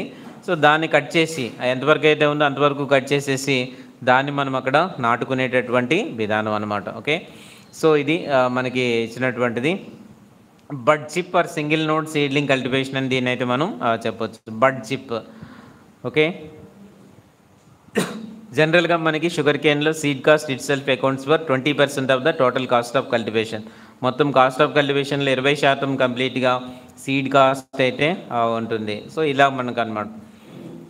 Advantages of growing bud chip, single bud seedlings వచ్చేసరికి చాలా ఉన్నాయి. కొన్ని అడ్వాంటేజెస్ అయితే ఇక్కడ మనకి కనిపిస్తున్నాయి అనమాట. ఈ bud chip method or single bud సీడ్లింగ్స్లో can put forth more tillers at a time which will be more homogeneous and gives higher number of millable canes with higher cane weight and sucrose content. So దీనివల్ల ఏం జరుగుతుంది అని అంటే దీంట్లో ఉండేటువంటి tillers ఏవైతే ఉంటాయో it gives more number of tillers at a time which will be more homogeneous. So ఈ టిల్లర్స్ అనేటప్పటికి ఎప్పుడైనా పిలకలు అనేవి ఎప్పుడు ఎలా ఉంటాయనంటే పిలకలు అనేటువంటివి ఎలా ఉంటాయనంటే క్వాలిటీలో కొంచెం తక్కువ స్థాయిలో ఉంటాయి. అంత మెయిన్ ఇదిలా స్టెమ్ అంత బలంగా అయితే ఉండవు ఎప్పుడైనా దేంట్లోనైనా పిలకలైతే. సో ఈ బడ్ చిప్ మెథడ్లో వచ్చేటటువంటి టిల్లర్స్ ఎలా ఉంటాయనంటే ఇవన్నీ కూడా బాగా హోమోజినస్గా ఉంటాయి, అన్నీ ఒకేలాగా ఉంటాయి. ఆల్మోస్ట్ వాటిలో ఉండేటువంటి కంటెంట్ అంతా కూడా ఒకేలాగా ఉంటుంది. So it gives higher number of millable canes. So ఎక్కువ కేన్స్ ప్రొడ్యూస్ అవుతాయి అన్నమాట. వీటిని మనం నాటుకున్న తర్వాత ఎక్కువ హయ్యర్ నెంబర్ ఆఫ్ కేన్స్ మనకైతే అక్కడ రావడానికి అవకాశం ఉంది. With higher cane weight and sucrose content. Sucrose content బాగానే ఉంటుంది, ఎక్కువ మొత్తంలో టిల్లర్స్ వస్తాయి. ఆ వచ్చినటువంటి టిల్లర్స్ అన్నీ కూడా యూనిఫామ్గా ఉంటాయి, హోమోజీనస్గా ఉంటాయి. అందువల్ల ఏంటంటే ఎక్కువ మనము మిల్లింగ్ చేయదగినటువంటి స్టెమ్స్ లేకపోతే కేన్స్ మనకి తయారవుతాయి. కేన్ అంటే చెరుకు గడనే కేన్ అని పిలుస్తూ ఉంటాము. చెరుకు గడలు వస్తాయన్నమాట. సో ఈ పద్ధతిలో సాగు చేసినప్పుడు అనేకమైనటువంటి టిల్లర్స్ వస్తాయి. అంటే ఒకే దగ్గర నుంచి అనేకమైనటువంటి చెరుకు గడలు వస్తాయి. అవన్నీ యూనిఫామ్గా ఉంటాయి, అన్ని కంటెంట్స్ అన్నీ కూడా అందులో సమానంగానే ఉంటాయి. ఇది ఇందులో ఉండేటువంటి ఒక బెస్ట్ పద్ధతి అన్నమాట. So the yield increase was up to 5 tons per acre over traditional method of set planting in coastal areas. కోస్తా ప్రాంతంలో మనం సాగు చేసేటటువంటి దాంట్లో కంపారిజన్ చేసినప్పుడు కంపారిజన్ చేస్తే ఏమవుతుంది అని అంటే దీనికంటే కూడా 5 టన్నులు ఎకరానికి 5 టన్నులు అనమాట. The yield increase was up to 5 tons. 5 టన్నుల వరకు ఈల్డ్ అయితే ఇంక్రీజ్ అవుతుంది per acre over traditional method of set planting in coastal areas. Easy to adopt seed treatment with required pesticides because of less quantity of seed material. So easy to adopt seed treatment చేయడానికి ఈ పెస్టిసైడ్స్తో seed treatment చేయడానికి because of less quantity of seed material. ఇక quantity కూడా తక్కువగానే ఉంటుంది. మామూలుగా చెరుకు ముచ్చలు అనుకోండి, ఆ ముక్కలన్నీ కట్ చేయాలి, అది క్వాంటిటీ పరంగా చాలా ఎక్కువగా ఉంటుంది. సో దీంట్లో వచ్చేసరికి ఏంటంటే బడ్ చిప్ లేదా సింగిల్ బడ్ సీడ్లింగ్ అంటారు వీటిని. కేవలం ఆ సింగిల్ బడ్స్ మాత్రమే తీస్తాం కాబట్టి ఆ మెటీరియల్ లెస్ క్వాంటిటీ చూడడానికి కూడా బాగా తక్కువగా ఉంటుంది. So because of less quantity of seed material, saving of 1 month period in main field. Similarly water and critical inputs can be saved during that period. దాదాపుగా మనకి ఇలా చేయడం వల్ల ఏమవుతుంది అని అంటే ఒక నెల రోజుల సమయం అయితే కలిసి వస్తూ ఉంటుంది దీని ద్వారా. After removal of bud chip or single bud, the remaining cane can be utilised for making jaggery or sugar. So ఏం చేస్తాము, చెరుకు గడలు తీసుకొచ్చాము, దాంట్లో ఈ బడ్స్ అన్నిటినీ సెపరేట్ చేసాం. అంటే ఈ కన్నులు అన్నీ కూడా అక్కడికక్కడే దేనికి దానికి సెపరేట్ చేసాం. ఆ మిగిలిపోయినటువంటి చెరుకు గడ ఏదైతే ఉందో, ఈ కన్నులు సెపరేట్ చేయగా మిగిలినటువంటి చెరుకు గడ ఏదైతే ఉందో దాన్ని దేనికైనా ఉపయోగించుకోవచ్చు. జాగరీ బెల్లం తయారు చేసుకోవడానికి కానీ, షుగర్ కోసం కానీ, జనరల్గా దేనికోసమైనా ఉపయోగించుకోవచ్చు. మిగతా పద్ధతుల్లో ఏమవుతుంది అని అంటే మొత్తం చెరుకు గడగడంతా కలిపి మనం భూమిలో పాతేస్తాం. అలా కాకుండా ఈ సింగిల్ బడ్ దీంట్లో ఏం చేస్తామంటే అంతవరకు మాత్రమే, ఎక్కడి వరకు అయితే మనకు ఇది వస్తుందో ఆ బడ్ కన్ను ఎంతవరకు అయితే ఉందో ఆ ప్రాంతం మాత్రమే కట్ చేసి తీస్తాం సెపరేట్గా. కాబట్టి మనకు ఆ కేన్ అంతా ఉపయోగపడుతుంది, చెరుకుగడ్డంతా బెల్లానికి కానీ దేనికి కానీ ఉపయోగపడుతుంది అనమాట. More time will be available for preparation of main field after harvest of paddy which ensure deep ploughing and thorough land preparation. More time will be available for preparation of main field. So main field prepare చేసుకోవడానికి సరిపడినంత సమయం అయితే దొరుకుతుంది. Cane crop comes to maturity early by 1 month. ఒక నెలలో ఇదైతే మెచ్యూరిటీకి అయితే వస్తుంది. Mechanisation can be adopted in seedling transplanted crop which will reduce cost of cultivation and increase net monetary returns. So mechanisation కూడా దీంట్లో మనమైతే అడాప్ట్ చేయొచ్చు in seedling transplanted crop which will reduce the cost. అలా చేస్తే cost కూడా తగ్గే అవకాశం అయితే ఉంటుంది. Return crop yields can be improved due to maintenance of optimum population and uniform tillering. So ratoon crop కూడా మంచి దిగుబడులు ఇవ్వడానికి అవకాశం అయితే ఉంటుంది. So advantages of growing bud chip single bud seedlings కనుక మనం చూసేటట్టయితే దీంట్లో కొన్ని అడ్వాంటేజెస్ ఇలాగైతే ఉన్నాయి. సో బడ్ చిప్ దాన్నే సింగిల్ నోడ్ సీడ్లింగ్ కల్టివేషన్ అని పిలుస్తూ ఉంటారు. So in sugar cane seed cost itself accounts for 20% of the total cultivation, అది చూసాము. అలాగే 10 tons of seed cane is being utilised for getting cane and sugar yields generalగా, hence to reduce seed cost. So దాదాపు 10 టన్నులు అవసరం అవుతుంది కాబట్టి ఆ కాస్ట్ని తగ్గించడానికి మనం 10 టన్స్ని మనము తగ్గించడానికి ఏం చేస్తుంటామంటే ఈ పద్ధతులు అయితే మనం చేస్తుంటాం. Growing sugar cane through single bud seedlings, ఈ 10 టన్నుల వరకు ఉపయోగించే దాని బదులుగా ఈ బడ్ చిప్స్ కానీ సింగిల్ నోట్స్ కానీ ఉపయోగించడం వల్ల చాలా తక్కువ మొత్తంలో మనమైతే సీడ్ మెటీరియల్ అయితే ఉపయోగించే అవకాశం అయితే ఉంటుంది. It is found to B the new innovative technology. It is found to be the new innovative technology and becoming popular among the farming community. అందువల్ల సీడ్ మెటీరియల్ తక్కువగా వాడడము, ఈ క్రిందని ఇచ్చినటువంటి ఇలాంటి అడ్వాంటేజెస్ అన్నిటి వల్ల కూడా రైతులు కూడా ఈ పద్ధతిలో సాగు చేయడానికి చాలా ఇష్టపడుతూ ఉంటారు. This is bud chip method and single node seedling cultivation. Right, raising nursery, selection of the seed cane చూద్దాము. నర్సరీ పెట్టుకోవడానికి ఏమిటి రిక్వైర్మెంట్స్ అని చూద్దాం. For growing sugar cane seedlings, high yielding varieties suitable for that particular region are to be selected. So ఎక్కడైనా మనము చేసేటప్పుడు high yielding varieties ఏమైతే ఉన్నాయో వాటిని అయితే మనం సెలెక్ట్ చేసుకోవాలి. It is always better to use 6 to 7 months aged healthy short crop as seed material. So it is always better to use 6 to 7 month aged healthy short crop. So మనకి విత్తనం కోసం కావాలి అని అంటే దీన్ని అయితే మనం ఎన్నుకోవచ్చు అనమాట. 6 నుంచి 7 నెలల వయసు కలిగినటువంటి దాన్ని మనమైతే దీనికోసం సీడ్ మెటీరియల్ కోసం అయితే మనం ఎన్నుకోవచ్చు. ఇందాక కూడా చెప్పుకున్నాం. So preparation of single nodes from the seed cane, ఏం చేస్తామంటే సింగిల్ నోట్స్ని ఎలా ప్రిపేర్ చేయాలనేటువంటిది. Bud chip cutting machine. So ఒక మిషన్ ఉంటుంది అనమాట, దాని పేరు ఏంటంటే bud chip cutting machine, and node cutting machines are available for removing bud chips. So bud chip cutting machine అనేటువంటిది ఉంటుంది, దాని ద్వారా అండ్ దాంతోపాటు నోడ్ కటింగ్ మిషన్స్ అనేటువంటివి కూడా ఉన్నాయి.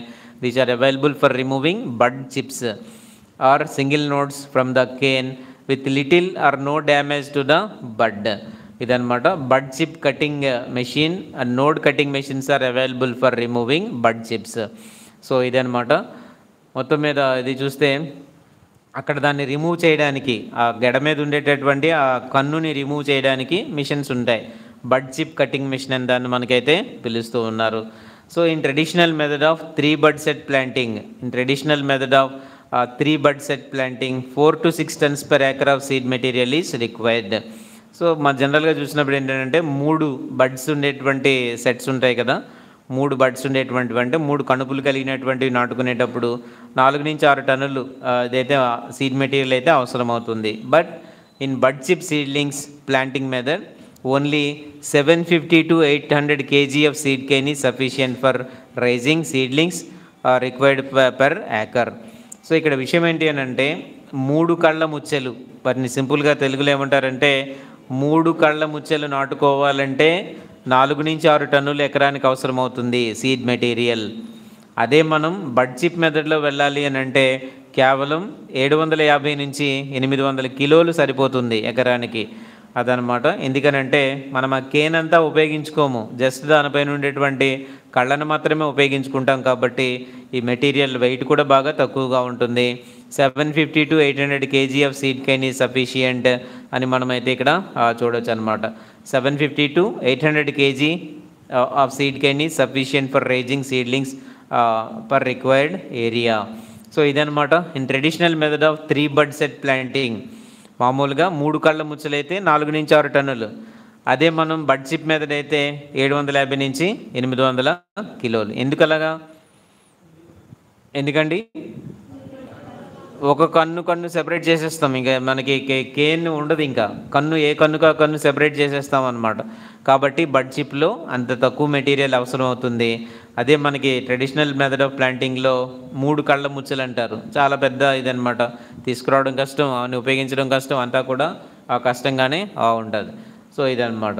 సో ఇది ఒక అడ్వాంటేజ్ దీంట్లో. Trays of 98 cc pit size and 5 cm long bud chip or cane node will be give good germination and healthy seedlings. So ఇక్కడ ఒక ట్రేస్ ఉంటాయి అన్నమాట, దాని మీద 98 ఈ హోల్స్ లాంటివి ఉంటాయి అన్నమాట, 98 ఉంటాయి. సో దాంట్లో ఏంటంటే 98 cc pit size and 5 cm long 5 సెంటీమీటర్ల పొడవైనటువంటి bud chips or canes, cane node will give good germination and healthy seedlings. So ఇవి తప్పనిసరిగా మంచి జర్మినేషన్ ఇవ్వడానికి, హెల్దీ సీడ్లింగ్స్ ఇవ్వడానికి ఇదైతే తోడ్పడుతూ ఉండే ట్రేస్ ఉంటాయి. ఆ ట్రేస్లో దీన్ని అయితే మనం నాటుకోవడానికి అవకాశం అయితే ఉంటుంది. So selection of healthy and undamaged bud chips or single buds by grading method will not only improve germination percentage but also gives strong seedlings. So మంచి కళ్ళు, అవి ఏవైతే కళ్ళు మనం సెలెక్ట్ చేస్తున్నామో, అంటే చెరుకు గడ్డకి కణుపులు ఉంటాయి, ఆ కణుపుల దగ్గర కళ్ళు ఉంటాయి, ఆ కళ్ళని సెపరేట్ చేస్తాం అంతే, ఇంకా మిగతా చెరుకు గడ్డ అంతా వదిలేస్తాం. కాబట్టి అవి సెపరేట్ చేయడానికి వాడే మిషన్స్ని వచ్చేసరికి బడ్ చిప్ కటింగ్ మిషన్స్ అని దొరుకుతూ ఉంటాయి. ఆ బడ్ చిప్ మెథడ్స్ అని అంటాం, ఆ మిషన్స్ ఉంటాయి, వాటి ద్వారా కట్ చేసేస్తాం. ఆ మిగిలినటువంటి కేన్ అంతా కూడా మనం ఉపయోగించుకుంటాం అనమాట. సో ఇలా అనమాట. Healthy and undamaged bud chips or single buds by grading method will not only improve germination percentage but also gives strong seedlings. So మంచి స్ట్రాంగ్ ఉండేటువంటి సీడ్లింగ్ ఇవ్వడానికి కూడా ఉపయోగం అయితే జరుగుతూ ఉంటుంది. Treating the bud chips with 0.5 grams carbendazim plus 2 ml malathion. వీటిని treatment అయితే చేయాలన్నమాట. ఎలాగా? 0.5 grams కార్బండిజం మరియు 2 ml of malathion or 1 ml of imidacloprid 600 fs per liter of water per 15 minutes 15 నిమిషాల పాటు ఇలా ఉంచడం ద్వారా to reduce the incidence of pineapple disease and scale insects. So ఇలా చేయడం వల్ల ఏ డిసీజ్ని మనం అరికట్టవచ్చు అని అంటే పైనాపిల్ డిసీజ్. పైనాపిల్ డిసీజ్ అనేది ఏ పంటలో వస్తుంది అనమాట? షుగర్ కేన్లో వస్తుంది, పైనాపిల్లో కాదు. అది మనం గుర్తుపెట్టుకోవాలి. పైనాపిల్ డిసీజ్ అనగానే పైనాపిల్లో వస్తుందని అనుకోవడానికి లేదు. పైనాపిల్ డిసీజ్ ఎందులో మనకు కనిపిస్తుంది అని అంటే షుగర్ కేన్లో వచ్చేటువంటిది పైనాపిల్ డిసీజ్ అనమాట. ఇది మనం బాగా గుర్తుపెట్టుకోవాలి. షుగర్ కేన్లో వచ్చేటువంటిదే పైనాపిల్ డిసీజ్ అనేటువంటి తోటి ఉంటుంది. అలాగే స్కేల్ ఇన్సెక్ట్స్ ఉంటాయి. ఈ స్కేల్ ఇన్సెక్ట్స్ని కూడా ఇది చేయడానికి ఉపయోగపడుతూ ఉంటుంది అనమాట. So treating the bud chips single nodes with 0.5 grams of carbendazim. Carbendazim 0.5 grams తోటి 2 ml మలాథియాన్తో కానీ 1 ml ఆఫ్ ఇమిడాక్లోప్రిడ్తో కానీ వీటన్నిటిని కూడా 15 నిమిషాల పాటు వాటిలో ఉంచడం ద్వారా మనం ఏం చేస్తామనంటే పైనాపిల్ డిసీజ్ రాకుండా అరికట్టవచ్చు. ప్రో ట్రేస్, వాటినే ప్లాస్టిక్ ట్రేస్ అని అంటాం. Having 50 pits can be used for sowing of bud chips. So ఇవి ట్రేస్ ఉంటాయి, ప్లాస్టిక్ ట్రేస్ ఉంటాయి అన్నమాట. దాంట్లో 50 ఉంటాయి పిట్స్ అనేవి. అందులో ఇవి నాటడానికి అనువుగా ఉంటుంది. For sowing of single node trays with large sized pits are to be used. So 50 ఉంటాయి అన్నమాట. అయితే జనరల్గా ఉండేటువంటివి అయితే అంతకంటే ఎక్కువే ఉంటాయి. అందులో ఉండేటువంటి పిట్స్ ప్లాస్టిక్ ట్రేస్ మీరు చూసే ఉంటారు.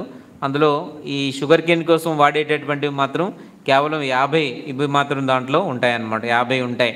Pro trays having 50 pits can be used for sowing of bud chips ఇవన్నమాట. సో ప్లాస్టిక్ ట్రేస్ ఎంత అని అంటే 50 pits ఉండేవి వాడుతూ ఉంటారు. దాంట్లో ఒక్కొక్క కన్నుని తీసుకెళ్ళి నాటుకుంటాం అనమాట. To get 90 to 95% germination use healthy bud chips or single buds by following grading method. Grading చేసుకుని మంచి బడ్స్ వాడుకుని ఉంటే మంచి ఇదైతే వస్తుంది అనమాట. 90 to 95% జర్మినేషన్ అయితే వస్తుంది. Fill the pits with cocopeat or well decomposed FYM. So ఆ ట్రేస్లో ఉండేటువంటి దాన్ని కోకోపీట్ లేదనంటే వెల్ డికంపోజ్డ్ FYMతో బాగా చివికినటువంటి FYMతో పెట్టుకోవడం ద్వారా మనకి అక్కడ దాన్ని మనం నింపుకోవచ్చు. వెర్మీ కంపోస్ట్ కలపాలి, sand mixed in equal proportions. So ఇవన్నీ కూడా కలిపి పెట్టుకోవచ్చు అనమాట. కోకోపీట్ కానీ బాగా తయారైనటువంటి గెత్తాన్ని కానీ వాడుకోవచ్చు. దాంట్లో కొద్దిగా వెర్మీ కంపోస్ట్, కొద్దిగా ఇసుక కలిపి మనం వాటిని నింపుకోవచ్చు అనమాట. Then put the treated bud chips or single bud set 60 to 70 degrees angle. ఇది important.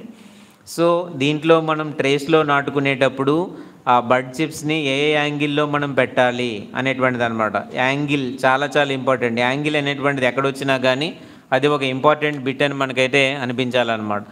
So put the treated bud chips or single bud set 60 to 70 degrees angle.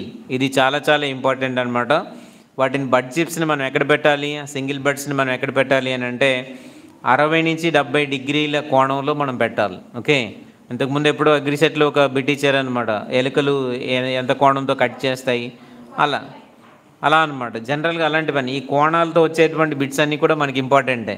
ఇలా ట్రేస్లో మనం నాటుకునేటప్పుడు ఎంత కోణంలో నాటుకోవాలి అని అంటే 60 to 70 degrees యాంగిల్లో మనం అయితే దీన్ని నాటుకోవాలి. రైట్, ఇలాంటివి రాసుకోవచ్చు కదా. ఇంపార్టెంట్గా ఆల్మోహాల్ ఈల్మోహాల్ అన్నీ చూసుకునే బదులు ఇప్పుడు బిట్స్ ఏజ్ కదా చెప్తున్నాము, ఎవరిని మీరు చూస్తారు, ఎవరి మొహాలు చూస్తూ ఉంటారు. ఇప్పుడు ఇంపార్టెంట్ బిట్స్ మనం చెప్పుకునేటప్పుడు మీరు వాటిని ఒక దగ్గర నోట్ చేసుకుని, ఇద్దరు మెటీరియల్ లేదు అని అంటే చక్కగా బిట్స్ అన్నీ కూడా వరుసగా మనం నోట్ చేసుకోవచ్చు. ఇంకెక్కడో ఏదో జరుగుతుందంటే ఏమీ జరగదు. అర్థమవుతుందా? ఇప్పుడు ఈ స్థాయిలో కూడా నువ్వు ఏం చదవకుండా ఏం చేస్తున్నావు అంటే ఎందుకు ఉపయోగం లేదు ఇంకా. ఇప్పుడు ఇంత దగ్గరికి వచ్చినటువంటి 40 రోజులు ఎగ్జామ్ ఉండేటువంటి స్థాయిలో కూడా మనం ఏమాత్రం అటెన్షన్ లేకుండా, ఏమాత్రం ఇంట్రెస్ట్ లేకుండా ఈ బిట్స్గా వస్తాయని చెప్పినా కూడా రియాక్ట్ అవ్వకుండా గోడల్ని, ఫ్యాన్లని, మనుషుల్ని, తలకాయల్ని, ఆటినీటిని చూసుకుంటూ ఉన్నామని అంటే ఇంకెందుకు మనం ఇంకా. ఇప్పుడు చెప్తున్నప్పుడు దాన్ని అటెంటివ్గా రాసుకోవడము, లేకపోతే నీ దగ్గర మెటీరియల్ లేదు సరే, పోనీ ఏదో క్లాస్లో కూర్చొని ఇచ్చాము, అయినా సరే నువ్వు కనీసం దాని మీద నీ ఇంట్రెస్ట్ చూపించకపోతే ఎలాగా? నేనేమన్నా పాట పాడుతున్నానా, లేకపోతే నేనేమన్నా బుర్రకథ చెప్తున్నానా ఇక్కడేమన్నా? కనీసం కామన్ సెన్స్ ఉండాలండి ఉండే స్టూడెంట్స్కి. ఈ ఇంట్రెస్ట్ నీకు నువ్వే పెంచుకోవాలి, లేకపోతే ఎవడు పెంచుతాడు నీకు ఇంట్రెస్ట్ కూడా తెచ్చి మేము పోసి పెంచుతాం పెట్టి మీకు ఏమన్నా. ఆ మాత్రం చదువు మీద ఆసక్తి అన్నీ ఉండాలండి. ఓకే, షుగర్కేన్ దీంట్లో ఏమైనా బిట్స్ వస్తాయి, 24 గంటలు నువ్వు నీలో ఆ తపన అనేది కనిపించాలి. ఓకే, ఇది ఈ క్రాప్లో ఎటువంటి బిట్స్ వచ్చేస్తాయి ఏంటో అని చెప్పేసి ఒక రకమైనటువంటి టెన్షన్కి మనం గురవుతుండాలి. ఒక రకంగా చెప్పాలి అని అంటే ఈ క్లాస్ చెప్పుకునేటప్పుడు ఎక్కడెక్కడ బిట్స్ వస్తున్నాయో అన్నింటినీ కూడా మనం ఒక రేంజ్లో మనం వెంటనే ఫాలో అయ్యేటటువంటి. ప్రపంచం అంతా మందే అనుకుంటే నీకు ఇంక అగ్రిసెట్ ఇవన్నీ ఎందుకు? ప్రపంచం అంతా మందే అనుకున్నప్పుడు ఇంక నీకు అగ్రిసెట్ ఎందుకు? మూసుకుని కూర్చోవడమే ఒక దగ్గర. దీనికోసం మళ్ళీ ఇక్కడికి రావడము, ఇక్కడ జనాలందరినీ మాకెందుకు ఇది చేయడము, ఇవన్నీ ఎందుకు ఇంకా? ఇంపార్టెంట్గా చెప్పిన బిట్స్ అన్నీ రాసుకోవడానికి ట్రై చేయండి. రాసుకోవడం లేదు, ఏమీ లేదు. నేను చాలా ఇంపార్టెంట్ అని చెప్తున్నాను. అయినా సరే 60 నుంచి 70 డిగ్రీల కోణం అని నేను చెప్తున్నాను. అది చాలా ఇంపార్టెంట్ అని కూడా చెప్తున్నాను. కనీసం మీ మెదడుకి అది ఇంపార్టెంట్ అని అనిపించలేదన్నమాట. రేపు ఉదయం బిట్ ఇస్తే దాన్ని మళ్ళీ ఏమీ కానట్టుగా పక్కన తోసి పడేస్తారు. ఎందుకు చెప్తున్నాము, ఏం చెప్తున్నాము అనేటువంటిది కూడా ఏమీ లేకుండా. అందుకే మనకి ఎగ్జామినేషన్లో మార్కులన్నీ కూడా తక్కువ వస్తూ ఉంటాయి. నీకు కాన్సన్ట్రేషన్ ఉండదు. నీ కాన్సన్ట్రేషను నీవన్నీ కూడా ఎక్కడెక్కడో ఉంటాయి నీవన్నీ కూడా. ఎందుకు మరి క్లాస్లో కూర్చోవడము? ఇప్పుడు చెప్పింది ఫాలో కాలేనప్పుడు ఎందుకంటే క్లాస్లో కూర్చోవడం? మరి ఏదో ఒకటి ఇంపార్టెంట్ అనో లేకపోతే ఏదోనో చెప్తూ ఉంటామో అది మీకు పెద్ద ఇంపార్టెంట్ అని అనిపించదు మీకు అసలు. రేపు ఉదయం ఎగ్జామినేషన్లో అదే పెట్టిస్తే అప్పుడు మళ్ళీ తెల్లమొహాలు వేయడానికి ఏది మీరేంటంటే మీకు ఏదో నీ మైండ్ సెట్ ఏదో ఉంటుంది, ఆ మైండ్ సెట్ ప్రకారం వెళ్ళిపోవడానికి చూస్తూ ఉంటారు. అందుకే మీ ఎవరికి ఇదే అవ్వద్దు, సరైనటువంటి రిజల్ట్ రాదు. నీకు చెప్పినప్పుడు దాన్ని కరెక్ట్గా దాన్ని ఫాలో అవ్వడం మనకు వస్తేనే దానికి సంబంధించినటువంటి రిజల్ట్ నువ్వు సంపాదించగలుగుతావు తప్ప నీ పనికి మాలిన ట్రెడిషనల్ ఇది పెట్టుకుని ఉంటే అవ్వదు. ఇక్కడ ఇది కూడా అంతే. ట్రెడిషనల్ మెథడ్కి మామూలు లేటెస్ట్ జనరల్ మెథడ్కి కూడా ఉండేటువంటి డిఫరెన్స్లు చెప్తున్నారు ఇక్కడ కూడా. ఇప్పుడు నేను చెప్తున్నటువంటి దాంట్లోనే ట్రెడిషనల్ మెథడ్లో అయితే ఉండేటువంటి నష్టాలు ఏంటి, లేటెస్ట్ మెథడ్లో ఉండేటువంటి లాభాలు ఏంటి అనేటువంటివి నేను ఇక్కడ చెప్తున్నాను. నేను జనరల్ చెప్పాలి అని అంటే నువ్వు ఎప్పుడో ట్రెడిషనల్ మెథడ్లో నేను అగ్రిసెట్ ప్రిపరేషన్ చేస్తాను అదంతా చదువుకుంటానంటే కుదరదు. ఇక్కడ మారినటువంటి పరిస్థితులకు అనుగుణంగా, మారినటువంటి పేపర్లకు అనుగుణంగా మన ప్రిపరేషన్ ఉండాలి. దానికి అనుగుణంగా మేమే అప్డేట్ అయిపోయినప్పుడు నువ్వు ఎందుకు అప్డేట్ అవ్వు? నువ్వు 10 ఏళ్ళ తర్వాత అప్డేట్ అవుతావా? అప్పుడు నీకు అగ్రిసెట్ రాయడానికి అసలు అవకాశమే ఉండదు. ఇది ఎప్పటికప్పుడు ట్రెండింగ్ అంటాం, దాన్నే ట్రెండ్ అంటాం. ఏ సంవత్సరానికి ఆ సంవత్సరం ట్రెండ్ మారిపోతూ ఉంటుంది. లాస్ట్ ఇయర్ ఇచ్చినట్టు ఈ సంవత్సరం ఇవ్వరు, అంతకుముందు ఇచ్చినట్టు తర్వాత ఇయర్ ఇవ్వలేదు, ఆ తర్వాత ఇచ్చినట్టు తర్వాత కూడా ఇవ్వరు. ఎప్పటికప్పుడు ట్రెండింగ్ ఉంటుంది. ఎగ్జామ్స్ ఎప్పుడు కూడా ట్రెండింగ్లో ఉంటాయి. సో మనం ఎప్పుడూ కూడా ఆ ట్రెండ్ క్యాచ్ చేయడానికి ట్రై చేయాలి. లేటెస్ట్ ట్రెండ్ని మనం క్యాచ్ చేయడానికి ఎప్పుడు కూడా మనం ట్రై చేయాలి. అది ఇక్కడ మనకు ఉండేటువంటి మెయిన్ టాస్క్ అన్నమాట. ఓకే, కాబట్టి అటువంటిది ఏమీ లేకుండా ఊరికి ఏదో వచ్చామన్నట్టు క్లాసుల్లో కూర్చొని వేషాలు వేయకండి. ఇదే ప్రశ్నలు రేపు ఏదైనా ఎగ్జామినేషన్లు ఇస్తే మళ్ళీ ఒకటి కూడా ఆన్సర్ చేయలేకపోవడం అనమాట. 100 మార్కులు పెడితే 25 మార్కులు వచ్చేయడం. ఒక 100 మార్క్స్ ఎగ్జామ్ పెడతాము, 25 మార్కులు సిగ్గు లేకుండా 25 మార్కులు వచ్చేస్తూ ఉంటాయి. మరి ఇంక మనం ఏం చదువుతున్నట్టు, ఏమి మెసేజ్ ఇస్తున్నట్టు అందరికీ కూడా? కొంచెమైనా కామన్ సెన్స్ ఉండాలి కదా. క్లాస్లో చెప్పినప్పుడు వినాలి కదా. క్లాసులో చెప్పినట్టుగా వింటే చాలు. మనకి దాదాపు 80% మనం దీన్ని కవర్ చేసుకోవచ్చు. దాదాపు 80% నువ్వు చదవనవసరం లేకపోయినా అది నీకు గుర్తుంటాయి. క్లాస్లో కూడా భజన చేసుకుంటూ కూర్చుంటే ఇంకేం ఉంటుంది నీకు? ఒక కాంపిటేటివ్ ఎగ్జామ్కి మనం ప్రిపేర్ అవుతున్నటువంటి ఇవేం మీకు కనిపించవు అసలు. మీలో ఏదో ఏం జరిగిపోయేది? రేపు ఉదయం ఎగ్జామ్ అయిపోయిన తర్వాత అనేక రీజన్స్ చెప్పడానికి ఉంటుంది అనమాట. ఇది అవ్వలేదు, నేను చదవలేదు అనేది మాత్రం చెప్పరు. ఇంకేదో చెప్పుకోవడానికి అవకాశం ఉంటుంది అన్నమాట. ఇలాగే చదవడం వల్లే మన రిజల్ట్లు ఎక్కడో ఉంటాయన్నమాట. ప్రతి పాయింట్ దగ్గర నేను చాలా క్లియర్గా నేను చెప్తున్నాను, ఎక్కడెక్కడ మీరు చేసినటువంటి పొరపాట్లు ఎక్కడ ఉన్నాయి ప్రతి పాయింట్ దగ్గర నేను చెప్తూనే ఉన్నాను. ఈ 60 నుంచి 70 డిగ్రీల కోణం అని నేను చెప్తా ఉంటే కనీసం ఉన్నటువంటి వాళ్ళలో ఒక 50% అయినా రియాక్ట్ అవ్వలేదు అంతే. కనీసం దాన్ని ఒక దగ్గర నోట్ చేద్దామని, వాళ్ళ దగ్గర మెటీరియల్ ఉండదు, ఏది ఉండదు, ఏమీ ఉండదు. ఓకే, నేను చెప్తున్నాను క్లియర్గా, నేను చెప్తున్నాను అనమాట, ఇందులో ఇది వచ్చే అవకాశం ఉన్నాయి, ఇది బిట్లాగా మనకి రావచ్చు, ఇలాంటివన్నీ కూడా నేను చెప్తున్నాను. ఇంకా మీకు ఇది చేసి ప్యాంపరింగ్ చేయడం అనేటువంటిది కుదరదండి. నేను చెప్తాను దయచేసి, నీకు ఇంకా గారం పెట్టి ఇది చదువు అది చదువు అని చెప్పడానికి ఇంకెందుకు, దాదాపు 4 రోజులు 40 రోజులకు వచ్చింది ఎగ్జామినేషన్ అనేటువంటి. ఇప్పుడు కూడా నేను నిన్ను ప్యాంపరింగ్ చేయాలని అంటే కుదరదు. ఇంకా నీకు కాస్తైనా కొంతైనా ఇప్పటికి రావాలి, ఒక రకమైనటువంటి భయమైనా రావాలి. మీది ఎలాగూ నోటిఫికేషన్ బ్యాచ్, అది డౌట్ లేదు. నోటిఫికేషన్ వచ్చేసిన తర్వాత కూడా నువ్వు రిలీజ్ అవ్వకుండా ఇంకా నువ్వు మామూలుగా నేను లైట్గానే తీసుకుంటా ఉంటే ఇంకా మరి ఎప్పుడు తీసుకునేది, ఎప్పుడు దీన్ని మనం ఒక దాంట్లోకి తీసుకొస్తాం మనం? ఫైనల్గా అల్టిమేట్గా రిజల్ట్ ఎఫెక్ట్ అవుతూ ఉంటుంది దీనివల్ల. ఓకే, నీకు అన్నీ ఆసక్తిగా ఉంటేనే వింటామంటే కుదరదు. ఆసక్తి లేని సబ్జెక్టులు, ఆసక్తి లేని క్రాప్లు, ఆసక్తి లేని చాప్టర్లు, ఇలాంటివన్నీ కూడా చాలా ఉంటాయి. అన్నీ మూసుకొని ఆసక్తి కలిగించుకుని మరీ వినాలి ఇలాంటివన్నీ కూడా మనం ఎప్పుడైనా సరే. ఎందుకు, రేపు ఉదయం ఎగ్జామినేషన్లో మనకి ఏదైనా సక్సెస్ రావాలి అని అంటే నీకు కొంచెం బ్యాకప్ అంతా ఉండాలి.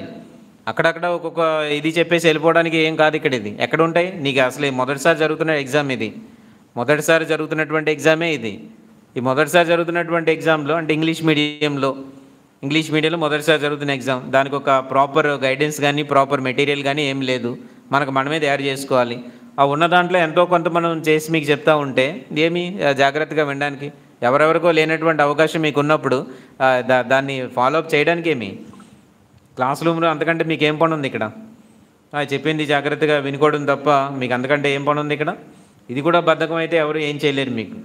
ఓకే, సో ఇంపార్టెంట్గా చెప్తున్నటువంటి అంశాలు ఏవైతే ఉన్నాయో వాటిని కొద్దిగా ఫాలోఅప్ చేసుకోవడానికి మీరు ట్రై చేయండి దయచేసి.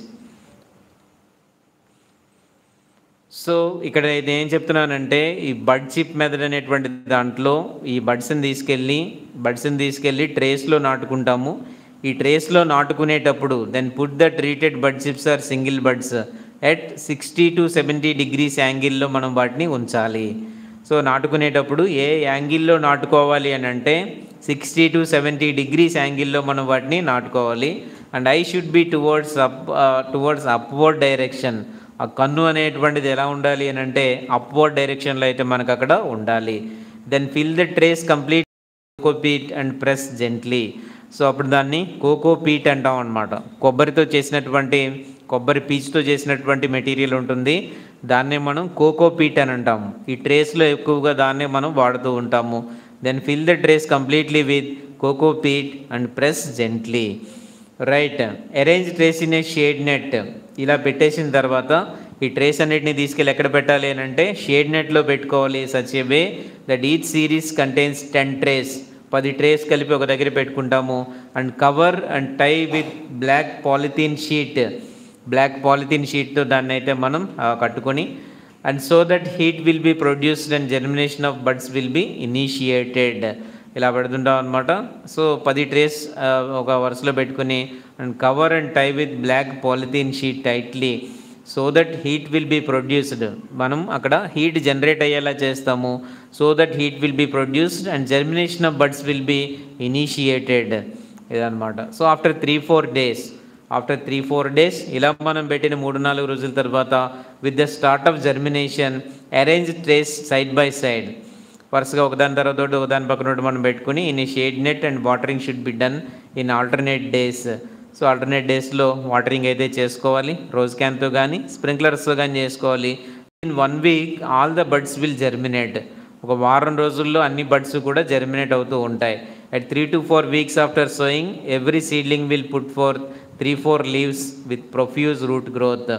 3-4 వారాల సమయం వచ్చేసరికల్లా కూడా ఈ వేర్లన్నీ కూడా బాగా వీటన్నిటికీ కూడా ప్రతి బడ్కి కూడా వేరు వ్యవస్థ అంతా కూడా బాగా డెవలప్ అవుతుంది. 3-4 ఆకులు అయితే బయటికి కనిపిస్తాయి మనకి. సో 3-4 ఆకులు వస్తాయన్నమాట. రైట్, సో ఆఫ్టర్ 3-4 days ఇదైతే జర్మినేషన్ మనకి స్టార్ట్ అవుతుంది. ఇప్పుడు బిట్స్ అన్నీ కూడా ఎలా ఇస్తున్నారు, ఎన్ని రోజులకి ఇది స్టార్ట్ అవుతుంది, జర్మినేషన్ ఎన్ని రోజులకి స్టార్ట్ అవుతుంది, ఎన్ని రోజులకి మనం నారుని దాంట్లో నుంచి బయటికి మనం తీయాలి, ఇలా అనమాట. At 3-4 weeks after sowing, every seedling will put forth 3-4 leaves with profuse root growth. ఇది మనం అయితే చూస్తాం అన్నమాట. ఓకే, ఇలాగా దీని అంతటినీ కూడా బడ్ చిప్ మెథడ్ అంటారు. బడ్ చిప్ మెథడ్లో రైజింగ్ నర్సరీ ఎలా చేయాలి, advantages of bud chip method and bud chip or single node seedling cultivation, ఇదంతా కూడా మనకి ఒక దాంట్లో మనకి ఇచ్చేసారు మొత్తం అంతా కూడా. Bud chip or single node seedling cultivation. Bud chip, దాన్ని ఇంకోటి ఏమన్నామంటే సింగిల్ నోడ్ సీడ్లింగ్ అని అన్నాం. ఒకటే ఒక నోడ్ అనమాట. నోడ్ అంటే కణుపు, ఒకే ఒక కణుపు కలిగినటువంటి ఇదని మనం అయితే చెప్తున్నాం అనమాట. రైట్, దీంట్లో చాలా విషయాలు అయితే ఉన్నాయి. ఒకసారి మనం జాగ్రత్తగా అవన్నీ కూడా చూసుకోవాలి. నెంబర్స్ ఎక్కడైతే ఉన్నాయో అవన్నీ కూడా ఇంపార్టెంట్. నెంబర్స్ ఎక్కడ ఉన్నాయో అన్నీ కూడా చాలా చాలా ఇంపార్టెంట్ అనమాట. సో ఎక్కడెక్కడ ఇచ్చారు, ట్రెడిషనల్ మెథడ్లో సీడ్ మెటీరియల్ ఎంత కావాలి, అలాగే మిగిలినటువంటి మెథడ్లో సీడ్ మెటీరియల్ అయితే ఎంత కావాలి, ఇవన్నీ కూడా ఇక్కడ మనకైతే ఇచ్చారు. అలాగే ఈ బడ్ చిప్స్ ట్రేస్లో పెట్టేటప్పుడు, సింగిల్ బడ్స్ని ట్రేస్లో పెట్టేటప్పుడు ఎంత యాంగిల్లో మనం పెట్టాలి అని అంటే 60 నుంచి 70 డిగ్రీల కోణంలో మనమైతే అక్కడ దాన్ని పెట్టవలసి ఉంటుందన్నమాట. ఇది మనకు అక్కడ ఇచ్చినటువంటివి. ఇలా మనకి చాలా అంశాలు అయితే దీంట్లో ఇవ్వబడ్డాయి. రైట్, నెక్స్ట్ వన్ ఏంటంటే preparation of main field planting. Preparation of main field planting, చెరుకు పంటలో ఏం చేస్తామనంటే మెయిన్ ఫీల్డ్ అండ్ ప్లాంటింగ్ ఎలాగ మనం దీన్ని ప్రిపేర్ చేయాలి, చెరకులో మెయిన్ ఫీల్డ్ ఏ విధంగా మనం ప్రిపేర్ చేస్తామో ఇక్కడైతే చూస్తాము. ఫర్ ప్లాంటింగ్ 1 acre ఫీల్డ్, 1 ఎకరము నాటుకోవడానికి 7,500 to 8,000 bud chip seedlings are required. ఈ బడ్ చిప్ పద్ధతిలో ఇవి రావాలి అని అంటే ఎన్ని కావాలంటే 7,500 నుంచి 8,000 వరకు బడ్ చిప్స్ అయితే మనకి కావాలి. 1 ఎకరంలో నాటుకోవడానికి ఈ బడ్ చిప్స్ ఎన్ని కావాలి అని అంటే 7,500 నుంచి 8,000 వరకు కూడా కావాలన్నమాట. Bud chip seedlings are required. 150 నుంచి 175 plastic trays are sufficient. So 150 నుంచి 175. ఒక్కో ట్రేలో ఎన్ని ఉన్నాయి, 50. ఒక్కొక్క ట్రేలో కూడా ఎన్ని మనం నాటామంటే 50 చొప్పున అనమాట. సో ఆ విధంగా మనకి లెక్క కట్టినప్పుడు 7,500 సీడ్లింగ్స్ కావాలి అని అంటే మనకి 150 ట్రేస్ అయితే మనకి కావాలన్నమాట. 150 నుంచి 175 ట్రేస్ అయితే మనకి కావాల్సిన అవసరం ఉంటుంది 1 ఎకరంలో నాటుకోవడానికి. రైట్, 1 ఎకరంలో నాటుకోవడానికి. So growth and vigour of the seedlings also depends on type of rooting media used. మనం కింద కోకోపీట్ ఉపయోగించామా, లేకపోతే ఏ మెటీరియల్ వాడాము, FYM వాడామా, ఇలాంటి దాన్ని బట్టి కూడా ఈ growth and vigour of the seedling అది ఆధారపడి ఉంటుంది. దాని గ్రోత్, దాని తాలూకు విగర్, ఇవన్నీ కూడా దానిపైన ఆధారపడి ఉంటాయన్నమాట. స్ప్రే 19-19-19 3/19 అంటారు. సో 1 gram per liter అది కానీ, లేదా vermiwash 10 ml per liter to improve the seedling growth. Seedling గ్రోత్ని ఇంప్రూవ్ చేయడానికి ఇదైతే అవసరం అనమాట. 19-19-19 NPK. N వచ్చేసరికి 19, P వచ్చేసరికి 19, K వచ్చేసరికి 19 అనమాట. 3/19 అని పిలుస్తూ ఉంటారు. వీటిని అయితే పిచికారీ చేయాలి. 1 gram per liter చొప్పున కలిపి దానిపైన మనం పిచికారీ చేయాలి. Vermiwash 10 ml per liter. Vermiwash అయితే కనుక 10 milliliters 1 లీటర్ కలిపి to improve the seedling growth మనం చేయొచ్చు. Seedling raised from single bud sets are found to be more vigorous and stronger than bud chip seedlings and give relatively higher yields. So ఇవి బాగా స్ట్రాంగ్గా ఉంటాయి. Okay, ఇలా చేసినటువంటి single బడ్ సెట్స్తో మనం చేసినటువంటివన్నీ కూడా ఎలా ఉంటాయనంటే బాగా విగరస్గా ఉంటాయి, బాగా స్ట్రాంగ్గా ఉంటాయి అన్నమాట. So main field is to be thoroughly prepared by ploughing with 2 MB plow or rotavator and perfect leveling should be done.